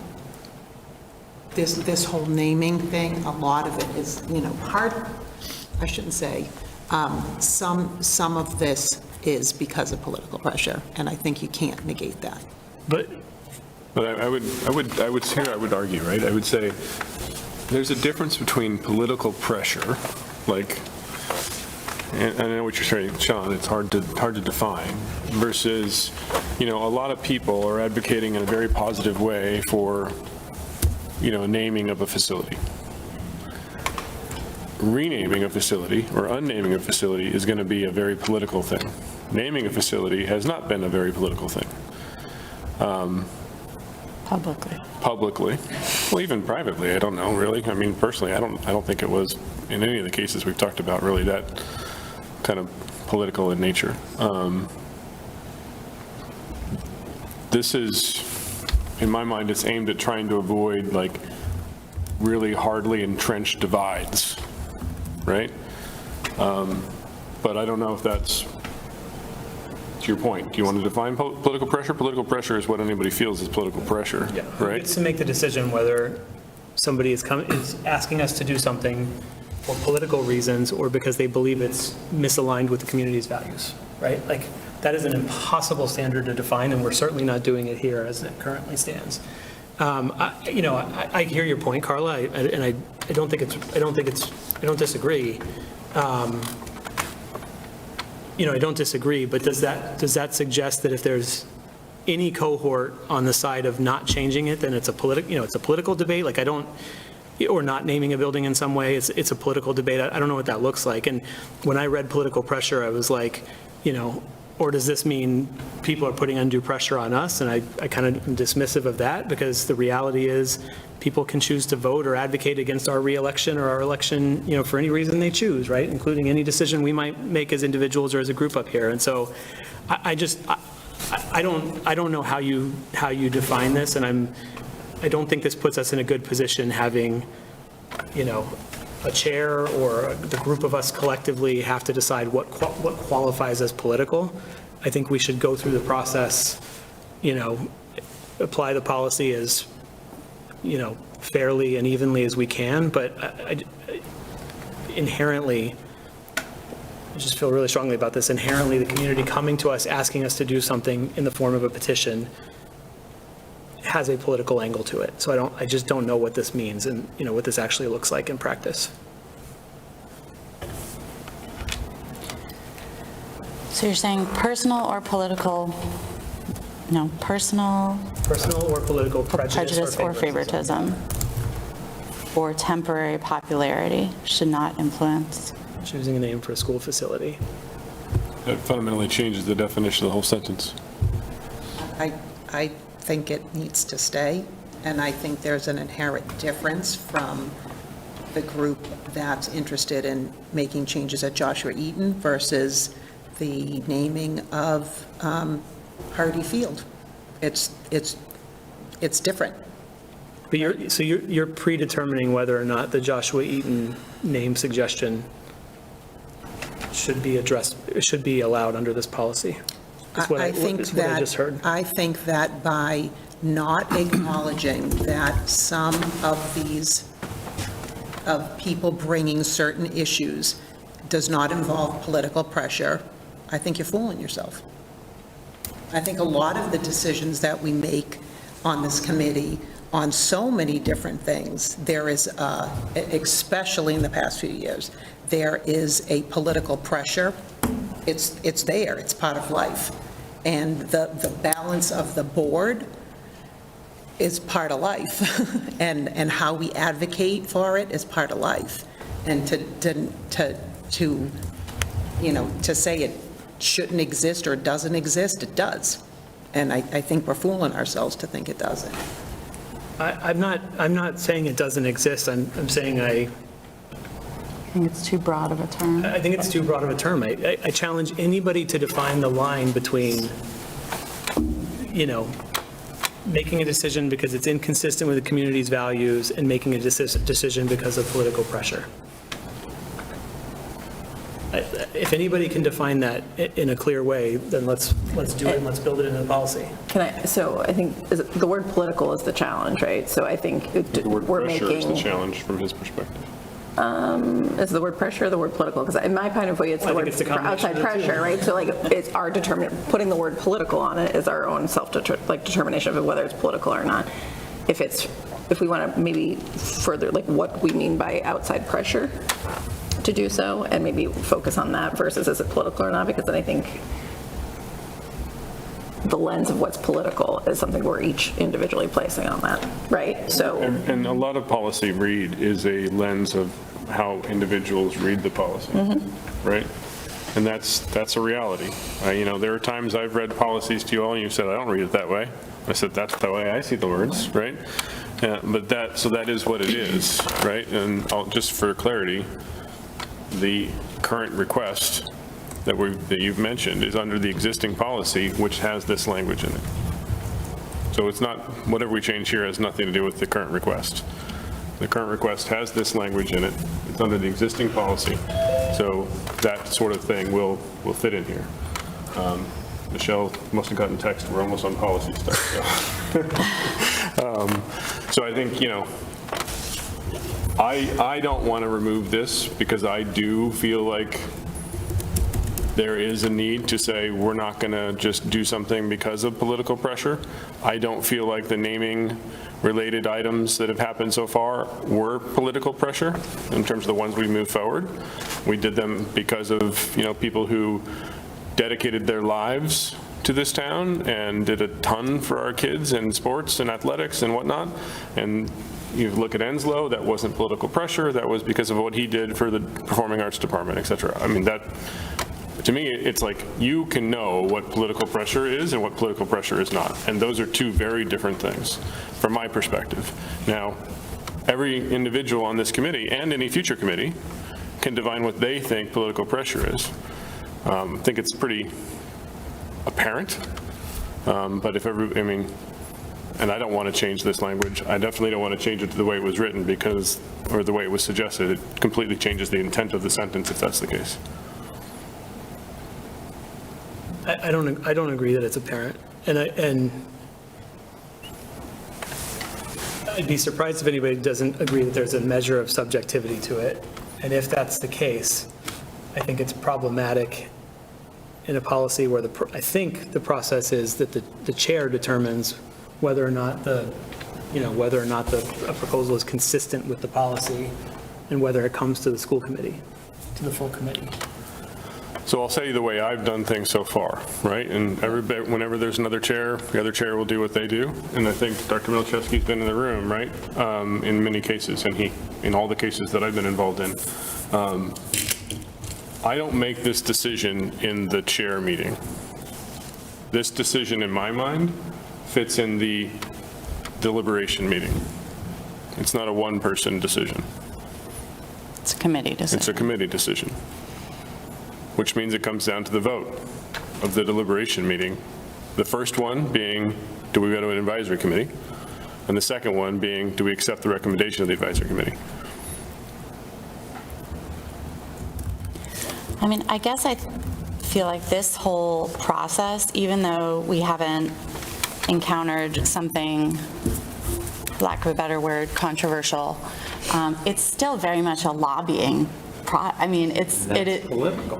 Right, which it's people saying like, we're lobbying for this. It's, we get tons of emails and support. So I do think we just haven't been up against like, well, this group wants this name and this group wants this name, and now, but I think it's all political in nature because it's designed to be lobbying. It's, getting signatures, having people come. Yeah, that's. John, you didn't, say you voted against Damon Hardy. You don't think people would remember that at the polls, right? So that means it's political, right? Yep. So, sorry, go ahead. Dr. M, go ahead. I was going to jump in. I like the phrase having political pressure in there, and how I see it in terms of even being in my role. And I would describe an example which isn't a naming example, but maybe sheds light on how I'm thinking about political pressure in this situation too. Going back to the conversation we'd have around masks, right? When we had to make decisions around masks, I think the committee would hope that I wouldn't make them based off of my own personal prejudice around what I believe is necessarily right. I hope that people wouldn't want me to make a decision based off what's temporarily popular in that moment. Then gets the political pressure. I got thousands of emails. What I would think the committee wanted me to do was look at the merits of the arguments that are made in my direction and listen to the merits of the arguments, not be swayed by the names of the people who are writing them, not be swayed by the amount of people that are writing them, not be swayed by the tone or the anger or the animosity with which people are writing them, but instead on the merits of which the argument is. So when I see this, the kind of the connection I make is I would hope that a committee member would be able to look at advocacy from the lens of the merits of an argument and not advocacy by who's saying it, how angrily they're saying it, how they're trying to influence or put pressure on standing outside your door, other things that may raise the heat, which we know can happen. I think I expect that a committee member can differentiate between what is the merits and the merits of advocacy and of an argument versus doing it in a way to purely just try to influence in a way of raising heat, raising pressure, raising intensity, which I think is different than the merits of an argument. So I Yeah, I agree. If we are, you know, if we're saying that, I'm not sure this is articulated anywhere in the policy, but if we're saying that it's not going to rest on the decision of one person, whether a submission is political or not, then I can get, if the intent is to say that it shouldn't influence committee members' votes, right? You know, which I think Dr. Milichewski is sort of where you're going. That I get a lot more, you know, that I get a lot more comfortable with. You know, again, in practice, like we are in elected positions, we all have constituencies that we listen to, you know, maybe more than others. So in practice, this isn't enforceable in any meaningful way. But if that's the intent, I can get comfortable with it, again, with the caveat that comes with the understanding What that. do you mean by one person? You mean the chair? What I don't think is a good policy, or what I don't think would be a good policy, is one that allows the chair to determine whether a proposal backed by 50 signatures is political or not, and then decide whether or not it comes to the school committee for further discussion. Tom's saying he doesn't think that's the case as a constitution, and that's When I fine. was chair, and I just, I mean, to me, it was just a formality. It came to the chair because I was the chair. Yeah.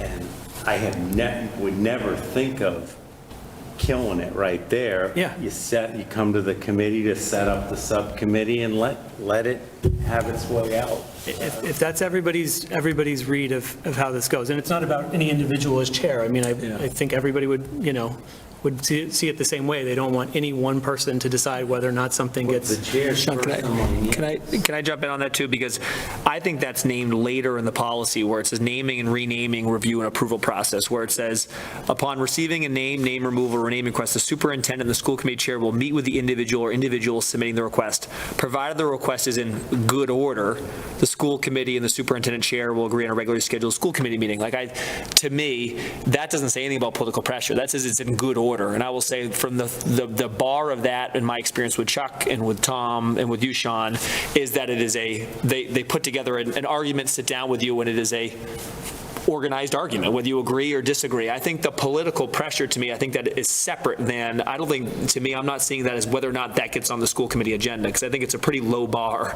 to get something on the school committee agenda. It seems like it's in good order. I think what this is saying is in this whole process is that it kind of puts the pressure on the school committee, for lack of a better term, to say, don't cave to the political pressure of this, right? This is a process that should be based on the merits of an argument. So I think that part about, I don't think the chair is ruling things out or can rule things out with that clause of good order. If in good order means only it meets the procedural requirements, I agree. If in good order means there's an opportunity for somebody to say, this isn't consistent with the requirements of the policy broadly, then I'm not sure it does that. Again, I don't want to hold this up. I can sort of accept in good faith that everybody, doesn't think it's appropriate for any one person to decide whether or not, a properly submitted 50-person petition ever makes its way to the full committee. I can take that in good faith. I just, I'm just calling out what I see as the risk as the policy is written. There is another election among this group as well, right? The chair gets elected by us too. So in that respect, if you have a rogue chair who decides they're going to push things aside, there's an election process in that respect too. But I think I speak for this committee that we're making things as a body and not knocking things out. I agree, and I want to be clear, I don't view this currently composed committee as a concern, but the last version of this policy sat for 19 years, right? A lot can change in 19 years. There are other boards in town, which will go unnamed, that, you could see people playing fast and loose with we've got control, we've got control, we've got control, we've got control. I think policy should be designed to outlive the current makeup of the committee. And that's why I raise this kind of stuff, not because I, think Tom's going to pull a fast one. Can I ask a clarifying question? So almost what I'm hearing from that sentence is that you're worried about committee members making a judgment on that, but I read it as where the name suggestion is coming from, no? Like, so would adding in something about it pertaining to the committee members? I think I don't want to put words in, I think what Sean's saying is that we don't ever want to see it, never see the light of day because the chair doesn't want to move it forward because The chair thinks it The chair disagrees doesn't want- politically, or, yeah. right, Sean? Yeah, I mean, exactly. And again, I mean, if that's everybody's intent and that's kind of how everybody reads it, I can get over it. Dr. Milchowski, your how you think about it was helpful to think about this sentence as applying to the decisions that we make. Again, I think it's a little bit idealistic to think that political pressure, isn't a part of the process. Just again, we all have constituencies, but as much as we represent the whole town and all students, like, just, call a spade here. But I can get comfortable with it as it stands. I wanted to sort of talk through what everybody's thinking and intent about what the intent and impact of this was. Dr. Milchowski will be here in perpetuity. Until I get my rocking 27 chair, right? years. 27 years later. Oh, God, you're gonna outlive all of us. John, I hesitate to ask, but you said you had 2 more, so that means you have 1 more left. Yeah, the last one was, this was more of an intent question. There's a lot of focus on, let me go to the page where it sits so I can point to it. I think it's where the bullets start. The numbering? Yeah, it's in the sort of guideline section. So the three bullet points under preference will be given to extraordinarily effective and dedicated service to and or on behalf of the youth in Reading. I can give you the word the. Consistent efforts to be made, et cetera. I was thinking about the example of so take Coolidge, and I'll admit I don't know what Arthur Coolidge's committee assignments and stuff were, but Arthur Coolidge was a prominent political figure. I don't know specifically, maybe I should, but I don't know specifically that his focus during his time in the legislature as lieutenant governor was about education or youth, My understanding is that the school was named for him because he was a lieutenant governor that was from this town, and that was kind of a big deal. I don't know that necessarily fits under any of these 3 criteria, and again, I'm not suggesting we make any change to Coolidge. What I'm suggesting, though, is I think extraordinarily effective and dedicated service to, or on behalf of the community of Reading is maybe maybe a lean that we want to give to one of these. I totally agree with the sentiment that if you've got one person who did a lot for education in Reading and one person who just did a lot more generally, maybe there's a lean, to the other, but extraordinary service to the community of Reading is another way I would look at this. And let's take the Eaton example. I think that was service on behalf of Reading as the only person to die in the Revolutionary War from this town.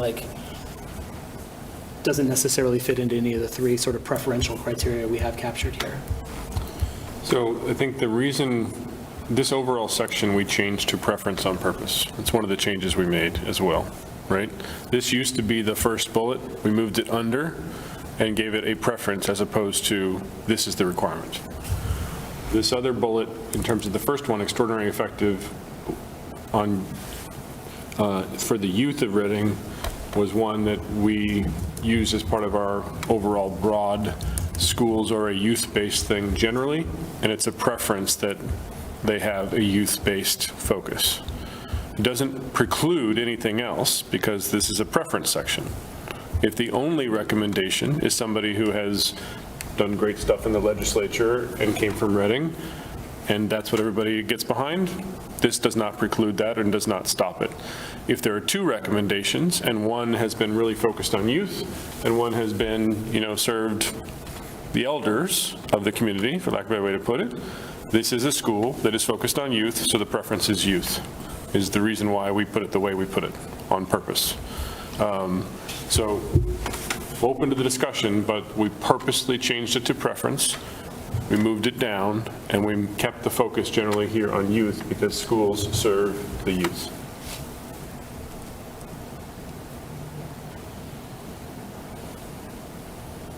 And we purposely also, we're not dealing with grandfathering names and saying, well, this name fit into this policy or anything else. We did not go through any grandfathering. I just raise it as examples of, people that I think we would generally agree deserve it, but may not have received preference if they were up head-to-head against somebody else under this policy. So, I mean, I can let it go. I'm not that worked up about it. Let me give you one example. No, it's not a good example because she was a teacher. Never mind. I'm going to let it go. I was going to say Krista McAuliffe, right? Like there are 100 elementary schools named after Krista McAuliffe, but Krista McAuliffe was a teacher. Was a teacher. Not a good example. Okay. So I think we've addressed the open questions. We made a couple of changes. Dr. Coram, yes. I haven't gone through Grammarly yet necessarily, if anyone wants me to go through that. Jeffrey Coram, Ridge Road. I do think, just looking here now at bullet 2, there's not good parallelism between the 3 bullets there. So if you took out "should be made," so extraordinary service and demonstrated understanding, but consistent efforts to sustain a quality public education, and to improve its programs and services. I guess I'm not sure what there is. I mean, there is for youth, right? Or no, it's for public education system. I think. Yeah, so it should be just its. Do these need and periods to at the improve end its of it? programs and services. I can go through that if Grammarly would fix it if I needed to.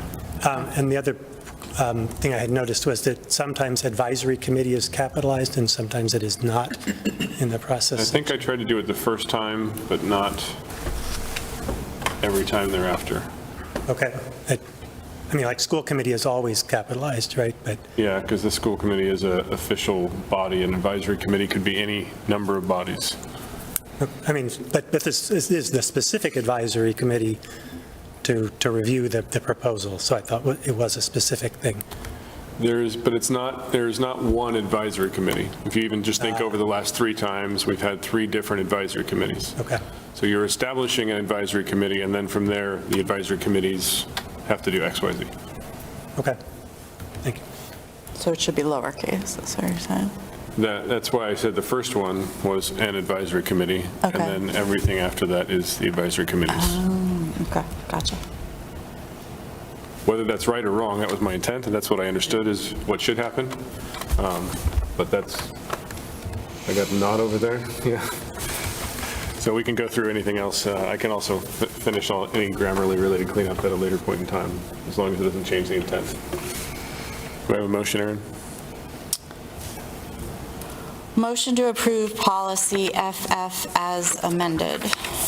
Second. Seconded by Sean. Any further discussion? All right, all in favor? All opposed? And it passes 6-0. Okay, good. So let me just save this. What's that?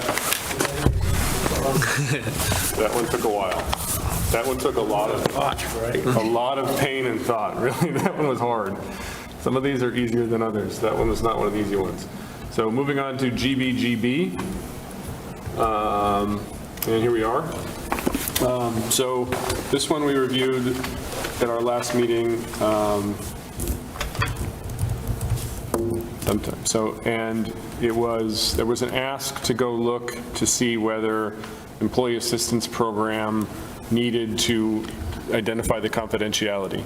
And in legal review, the short answer is confidentiality is covered under other policies, and this fits into that, so it doesn't need to have any specific confidentiality call out for EAP, was what the answer came back with. And so this is the policy as is. There were no other changes being recommended. we can move forward with this one unless there's anything else anybody else wants to add. Jeff, or before I go to you, any other committee members want to add anything? No. Dr. Corum, yes.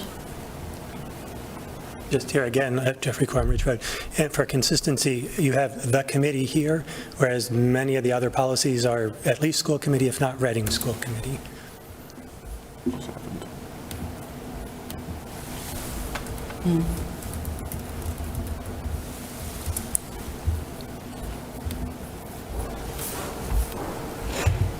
It's fun when you try to do MASC stuff that isn't consistent, so. Okay, that's a fair addition. I like that you moved closer to the podium. Saw that. All right, do I have a motion? Motion to approve policy GBGB as amended. Second. Seconded by Sean. Any further discussion? Okay, all in favor? All opposed? And it passes 6-0 as well. Jeffrey has become an honorary member of this policy He subcommittee. comes to our meetings at 7 a.m.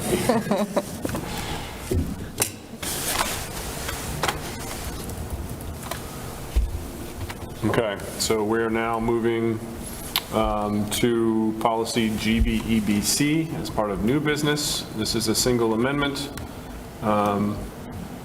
And gifts to and solicitations by staff. I've got the clean version up. This one was one that we had a little bit of fun with. Michelle, do you have any quick updates on the summary of some of the changes we had to make? Yeah, so in this one, what I did was I improved the readability, clarity, and consistency in the definitions and the formatting. I expanded the scope of acceptable gift types and their situational appropriateness. Clarified rules of aggregated gift values and exceptions for specifically class gifts, which comes up a lot. So that shows up as homemade gifts, multiple smaller gifts, homemade gifts. And then it specified that the gift-related activities may not take place during school hours or utilize resources. And then I ensured alignment with the conflict of interest law as well.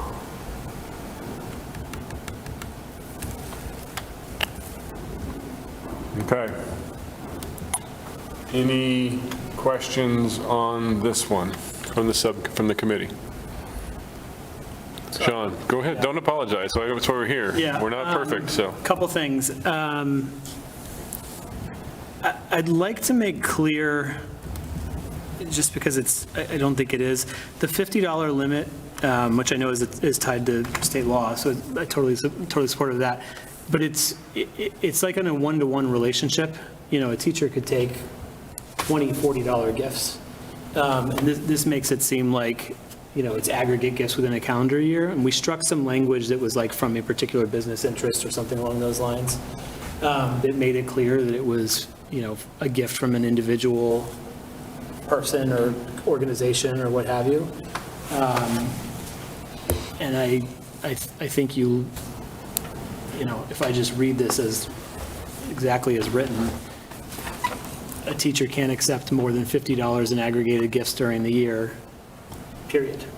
It doesn't specify, you know, from an individual or from a family or from a potential vendor or, you know, any organization, any, you know, body that would give that gift. So Michelle, anything if we were to add, for example, in the first sentence and then maybe in the value sentence there in the second paragraph, no school district employee will accept a gift worth $50 or more from any single individual or family. And then the value of gifts accepted is aggregated over a calendar year per individual or family as the, I mean, we can come up with the right language, but as the giver or something like that. I mean, Michelle, correct me if I'm wrong. I think the state law is individual. So theoretically, you know, two different individuals within the same family could give gifts without violating state law. I think we should probably seek to be consistent with that. So I would suggest individual and like, or business entity, something along those lines. Yeah, so it would be single gift, and then you'll see, so I think we addressed be over the $50 limit below in regards to class gifts, but I don't think we specified what you're sharing, so I think we could add that to the second paragraph. So no school district employee will accept a single gift worth $50 or more. You could say, you could leave it as a gift, because later you clarify that that includes aggregate amounts. But say a gift worth $50 or more from any individual or business entity. And then everything else holds, I think. Wait. Oh, yeah. It's slightly wrong place. Yep. Accept a gift worth $50 or more from any individual. I'll zoom in so everybody can see it a little better. And then the value of gifts accepted is aggregated. So because we've done it clearly up here, do we need to change? We don't need to change this sentence, right? You don't need to, but I mean, for clarity, you could just drop in that same clause. The value of gifts accepted from any individual or business entity are aggregated, or is aggregated, since it's the value.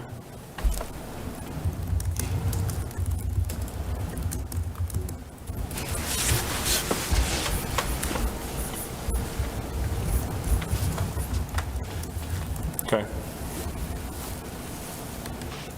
And then I wanted to throw out one more, just curious what the group's thinking is, or Michelle, maybe, if you have particular guidance on this. We have class sizes up to mid-20s. 150 strikes me as kind of a little bit of a low threshold. Families often give $10 or $20 at the beginning of the year. That's state law, and I actually went to the ethics committee when we had a public hearing. It's $100 for a class gift? I think that was Jeffrey saying it was State law, yeah. state law, right? That is correct. Yes. Interesting. So typically, Not how I remember. I have to send some emails to some PTOs, I think. yeah, so typically my experience, if it was 150 to the teacher, then the rest would be like gifts to the classroom with those funds. So they buy some additional supplies or Like other an things. Amazon gift card Sure. could be used to buy things. Homemade. Yeah, Target. okay. Okay. So this is also, And you know what? We're not we saying shouldn't do everybody class follows gifts. it. You know what? Don't do class gifts anymore. Picking a calendar year actually helps, because from one class, it's often at the holidays, and then again at year end, at the end of the school year. So That's correct. across the calendar year, So across the school year, you can get $300. yeah. Because it's Okay. calendar. All right, that's helpful. Thanks, Michelle. Okay? All right, We have a referencing business entity in the second paragraph. Do we need to make any sort of reference to the conflict of interest law? Because if it is a gift from a business entity, that might fall into conflict of interest. do we have that covered?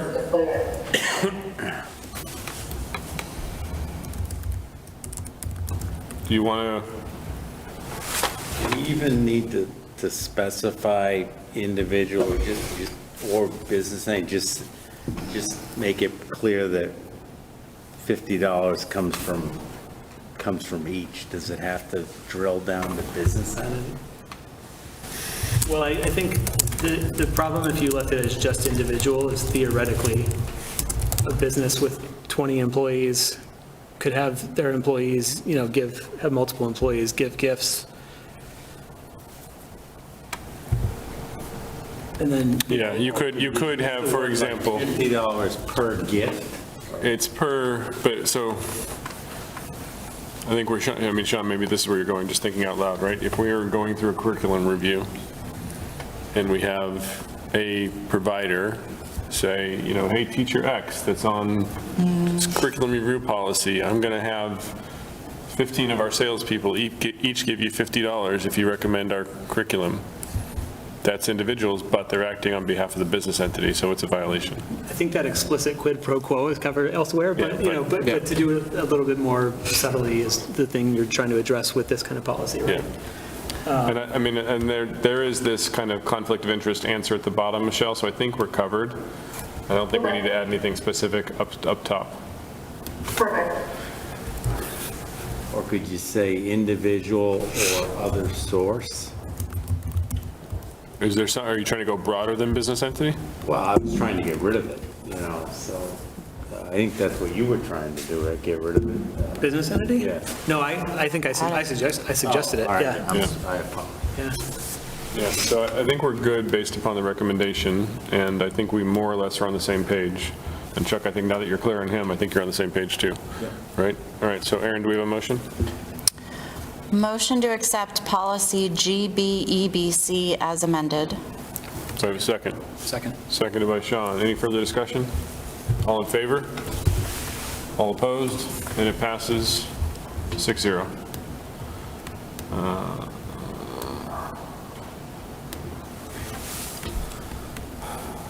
Okay, and now we move to GBI, staff participation in political activities, which is appropriate at the time, especially as we have Killen coming up. Michelle, any updates on this one you want to walk through?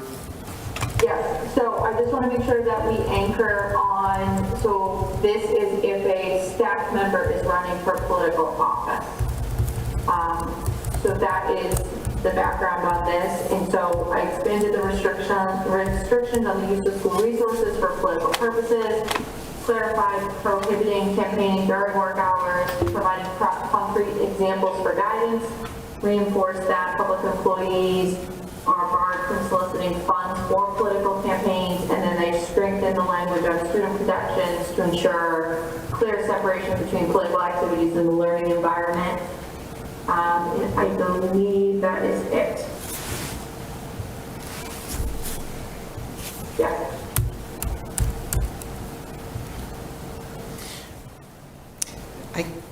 The title is, you think they would have in the title, Personal political activities? yes.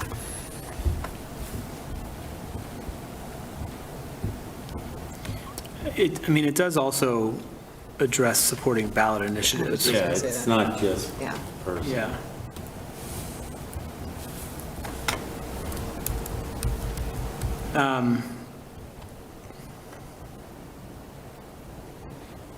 I wonder, so Michelle, I appreciate sort of the strengthening of the student protection piece at the bottom, but that more explicitly addresses, advocacy on behalf of any staff member.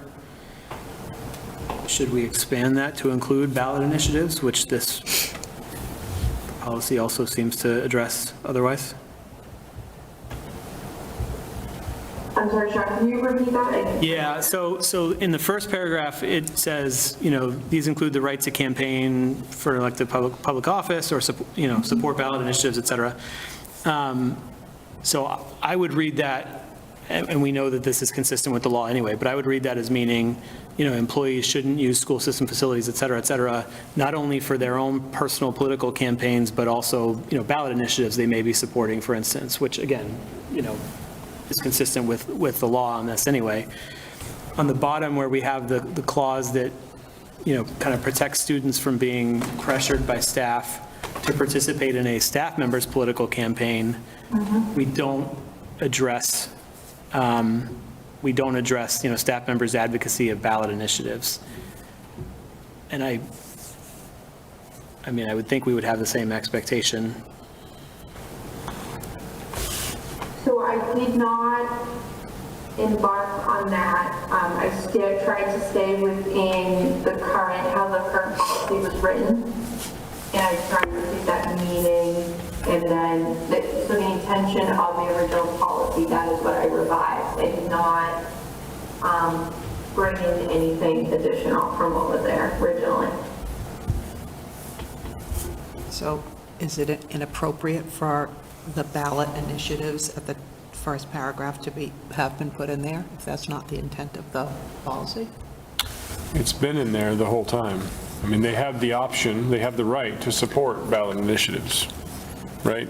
It's just outside school hours. It's just outside school hours, essentially, right? And outside school facilities and outside school, resources. Not using school resources. Right? Not using their school So Sean's email. question really is at the end is, should they, should we say, under no circumstances shall students be pressured, encouraged, or required to participate in any political campaigning or advocacy on behalf of any staff member?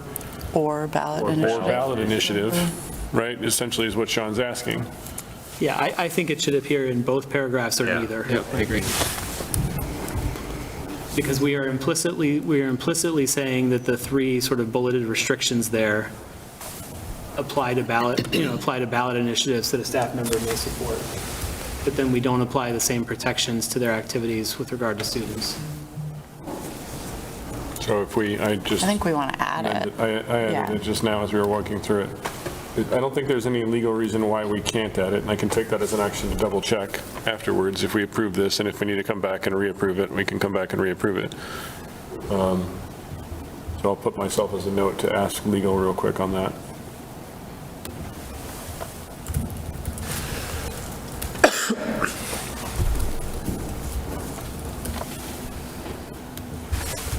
Okay. John, but that's what your intent was, right? It is, yeah.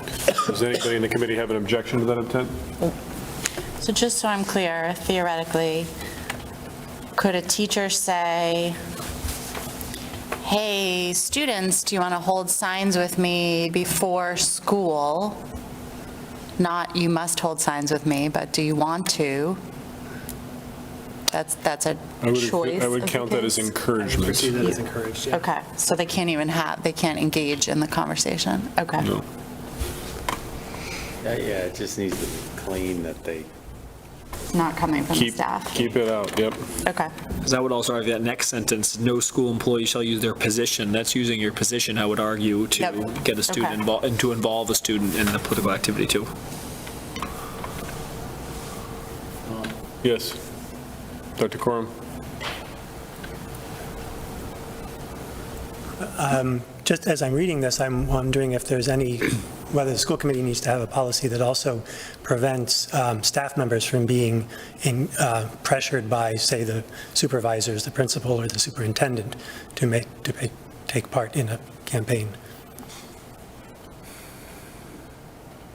That might be a completely separate policy and a discussion for a different night, but just putting that out there. It is not an existing policy. It's an interesting topic to consider for the future.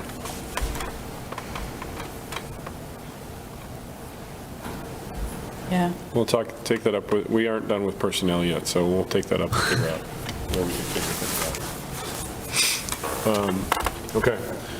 Motion for this one? Motion to accept policy GBI as amended. Seconded by Sean. Any further discussion? All right, all in favor? All opposed? And it passes 6-0 as well. Thank you. And again, for the thoughtful conversation. And we move to the last one, which is a first reading, GBGE, domestic violence leave. This one needs a little bit of cleanup, so I'll go through the cleanup before our next meeting. This is a brand-new policy for the committee. This is based upon an MASC policy, but I believe, Michelle, you did make some substantial changes to this one too, if I recall correctly. So do you want to start? Yes, so the prior way that this policy was written, there was a lot of sections that were not with like sections. So what I really did here is I reformatted the policy since it is a longer policy, with using headings to improve the clarity and consistency, worked on the structure of the readability. I've improved the organization. It was difficult to follow. Now related sections are together and they're no longer disjointed, which creates confusion on the application of the policy. The reformatting also consolidates relevant information. And then I clarify specifically the pay status guidelines to distinguish between that paid and unpaid provisions to eliminate ambiguity.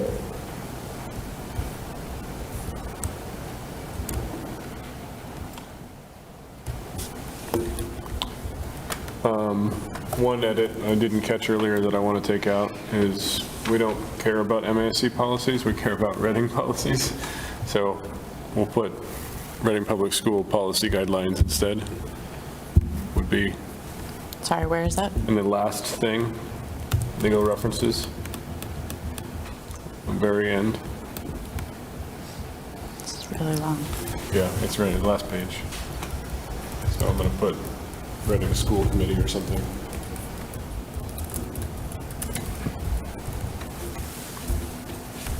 It's really MGL that defines it, but I'm not sure why MASC listed themselves in that, so I can also follow up on that.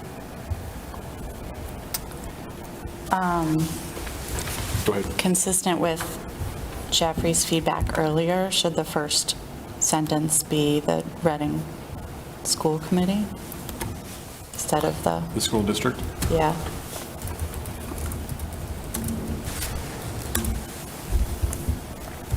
It's interesting sometimes how they go back and forth on that. Yeah. So one of the things I've been thinking about for a while, I need to get to it, is essentially a procedure for the policy committee to do some of this normalization. So as we go through it, this is the guidelines, the things we want to check for to keep consistency.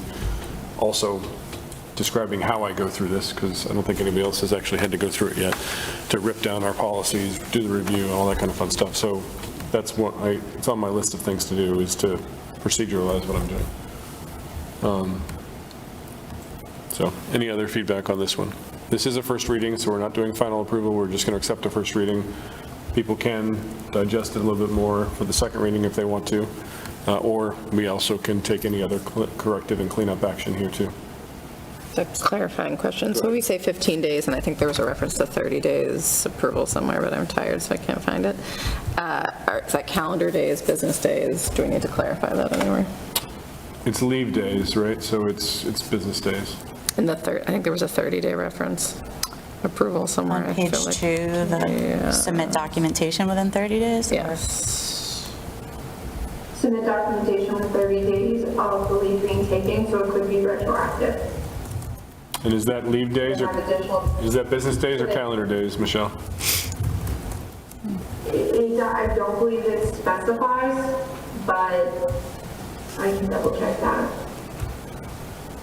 So this, I think, would probably be more calendar days in my mind, but let's put a note to double check this. Yeah, because that's a big difference. I think the vast majority of our HR policies are going to be oriented around calendar days unless they say otherwise specifically, because business days, is it like, are they bank business days? Are they school business days? You know, that's maybe open to more debate. Michelle, I have a question, maybe just to chew on, and maybe we can talk about it next time. In the confidentiality section, so it says disclosure shall only be permitted, and it gives a variety of conditions. All of them are very objective. You know, the employee's written consent, court order required by federal, state law, law enforcement, or AGO investigation. And then the last one is, or when necessary to ensure workplace safety. I guess, you know, I don't know. That last one feels subjective and judgment-based, and you know, I'd err on the side of protecting confidentiality in these kind of matters. So just curious what your thoughts are on that one. We don't have to discuss it now. Like I said, this is just a first reading, but I just wanted to flag that that's one thing that caught my eye. Is there an immediate thought or answer? So I do think there's a portion of this that is judgment-based, given the nature of the leave. And if we have a situation where we deem that there could be a safety risk, we do need to be within our means to take action on that. And when we say confidentiality, that would not be, we are breaking confidentiality within the workplace, but that could mean we have to maybe say call law enforcement.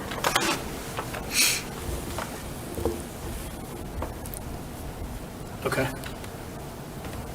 That would capture if we deem that there is a risk, and unfortunately at times there is going to be judgment call that needs to be made in certain circumstances. No, thank you for that clarification. That's helpful. Should confidentiality no way, in any way, be subjective? It just has to be confidential, period? Well, to Michelle's point, I mean, there is a judgment call as to whether or not something that you know, Michelle may learn about through a leave request, whether or not it constitutes a workplace safety issue.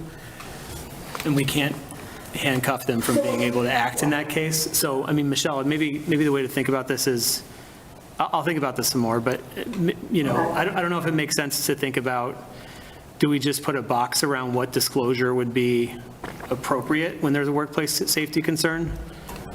You know? We can think about that, and we are going to do everything within our means to keep this safe, and the only time that we would, you know, if there was a workplace safety concern for our employees, for the person in this situation, we are going to do to uphold their confidentiality as much as we can within keeping everyone safe. Yeah.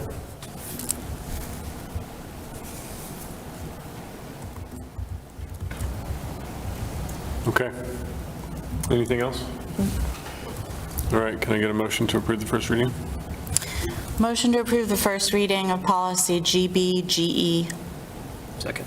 Seconded by Sean. Any further discussion? Seeing none, all in favor? All opposed? And it passes 6-0. And that concludes Chuck's final meeting. Do I have? Notification of future policy. Oh, yeah, you're right. Sorry about that. It doesn't conclude. Sorry, Chuck. He doesn't have Sorry, Chuck. He doesn't have to pay attention, though. Sorry, Chuck. But it doesn't bother you. 'Cause, this last Tuesday, as Chuck's last action on the policy subcommittee, we approved a few more policies to bring forward to the full school committee. And those policies are GBJ, personnel records, GCA, professional staff positions, GCBA, professional staff salary schedules, GCBB, employment of principals, which is now named principals, it was changed, GBEBD, online fundraising and solicitations crowdfunding, and GCBC, supplemental compensation for extra assignments, which is also renamed, will be first readings. Those last two will be first readings. The first four will be full amendments, one reading approval. The last two will be first readings at our next meeting.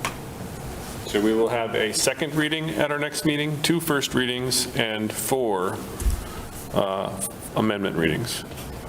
However, with that said, our next meeting is April 10th. We have code switching as the beginning of that meeting. We're going to be notified for attending that. And I believe there's a hope and discussion, I hope that we participate in a discussion around that viewing as a result. Unfortunately, I will be on a plane to Colorado to take my son for his last college visit the following day, so I will not be able to attend that meeting. So if I am still a school committee member, this will probably be the meeting after that meeting that we have those conversations.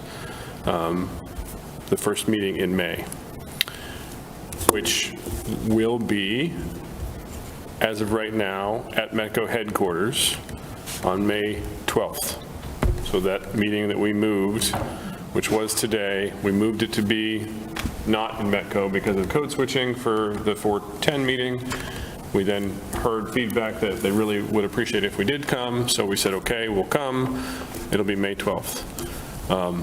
The rest of May and June is interesting in the rest of our calendar. And I will be gathering feedback from, well, presuming I'm still here, or Aaron will be, as potentially de facto, gathering feedback about May, because we will have at some point in May the first conversation around Josh Wheaton. And the current time that the next meeting is the 22nd, which conflicts directly with senior prom. And the people bringing it want to be at senior prom. So I'm going to propose probably that May 19th, which is again another Monday, so we'd have back-to-back Mondays, be that meeting. I'm open to considering May 29th. I think that was another topic that we potentially could do. So we can look at those and finalize on which one it's going to be. And then we have June 5th as an agreed one, June 12th. We had currently on our plan, and with year-end reviews and things like that, we're going to try and figure out how we do things, because June 12th, I It's not just about me, but I will be in Spain for my 25th anniversary. So we'll work through some of May and June and figure out what best works for all of the committee as we look at the rest of the schedule, as we think through things. For May 19th, if Killam passes on the 13th, we most likely will have a meeting, Kill a meeting? potentially. Okay. Meetings are usually Mondays. So we'll have to, Carla, you and me, or you and Aaron will have to figure out. Because the next Monday is Memorial Day. Right. So we're working around a little bit in May with all the different activities, in June with all the different activities to try and get the right schedule. So we talked about June 19th. That wouldn't work either for similar reasons. June 23rd becomes the following Monday but school's closed. So there's a lot of things we're trying to navigate around. And when we have the committee composition figured out in April, we'll figure out what the agenda is going to be and timelines for May and June. We have all of the stuff laid out that needs to be covered. We just have to figure out when we'll cover all of that. Anything I missed, Dr. Olszewski? Nope. Okay. Last day is the 16th. The last day, as it stands, I think is the 16th. Yep, we'll vote on that on the 10th. That's on the 10th. The last what? The last day of school is the 16th as it stands. Presuming we have no snow days between now and April 10th, we'll vote on that on April 10th. I almost recommended to talk about tonight, and then there was a scary thing on the forecast a couple of weeks away, so we said, let's hold off to the 10th. I'll do it. Sorry, I shouldn't have asked. Now that I've said that, any questions on any of the future agenda items before we move on?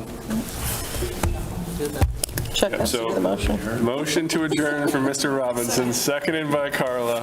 She got in there quick. I got it. Not debatable. All in favor? All opposed? And we are adjourned 6-0.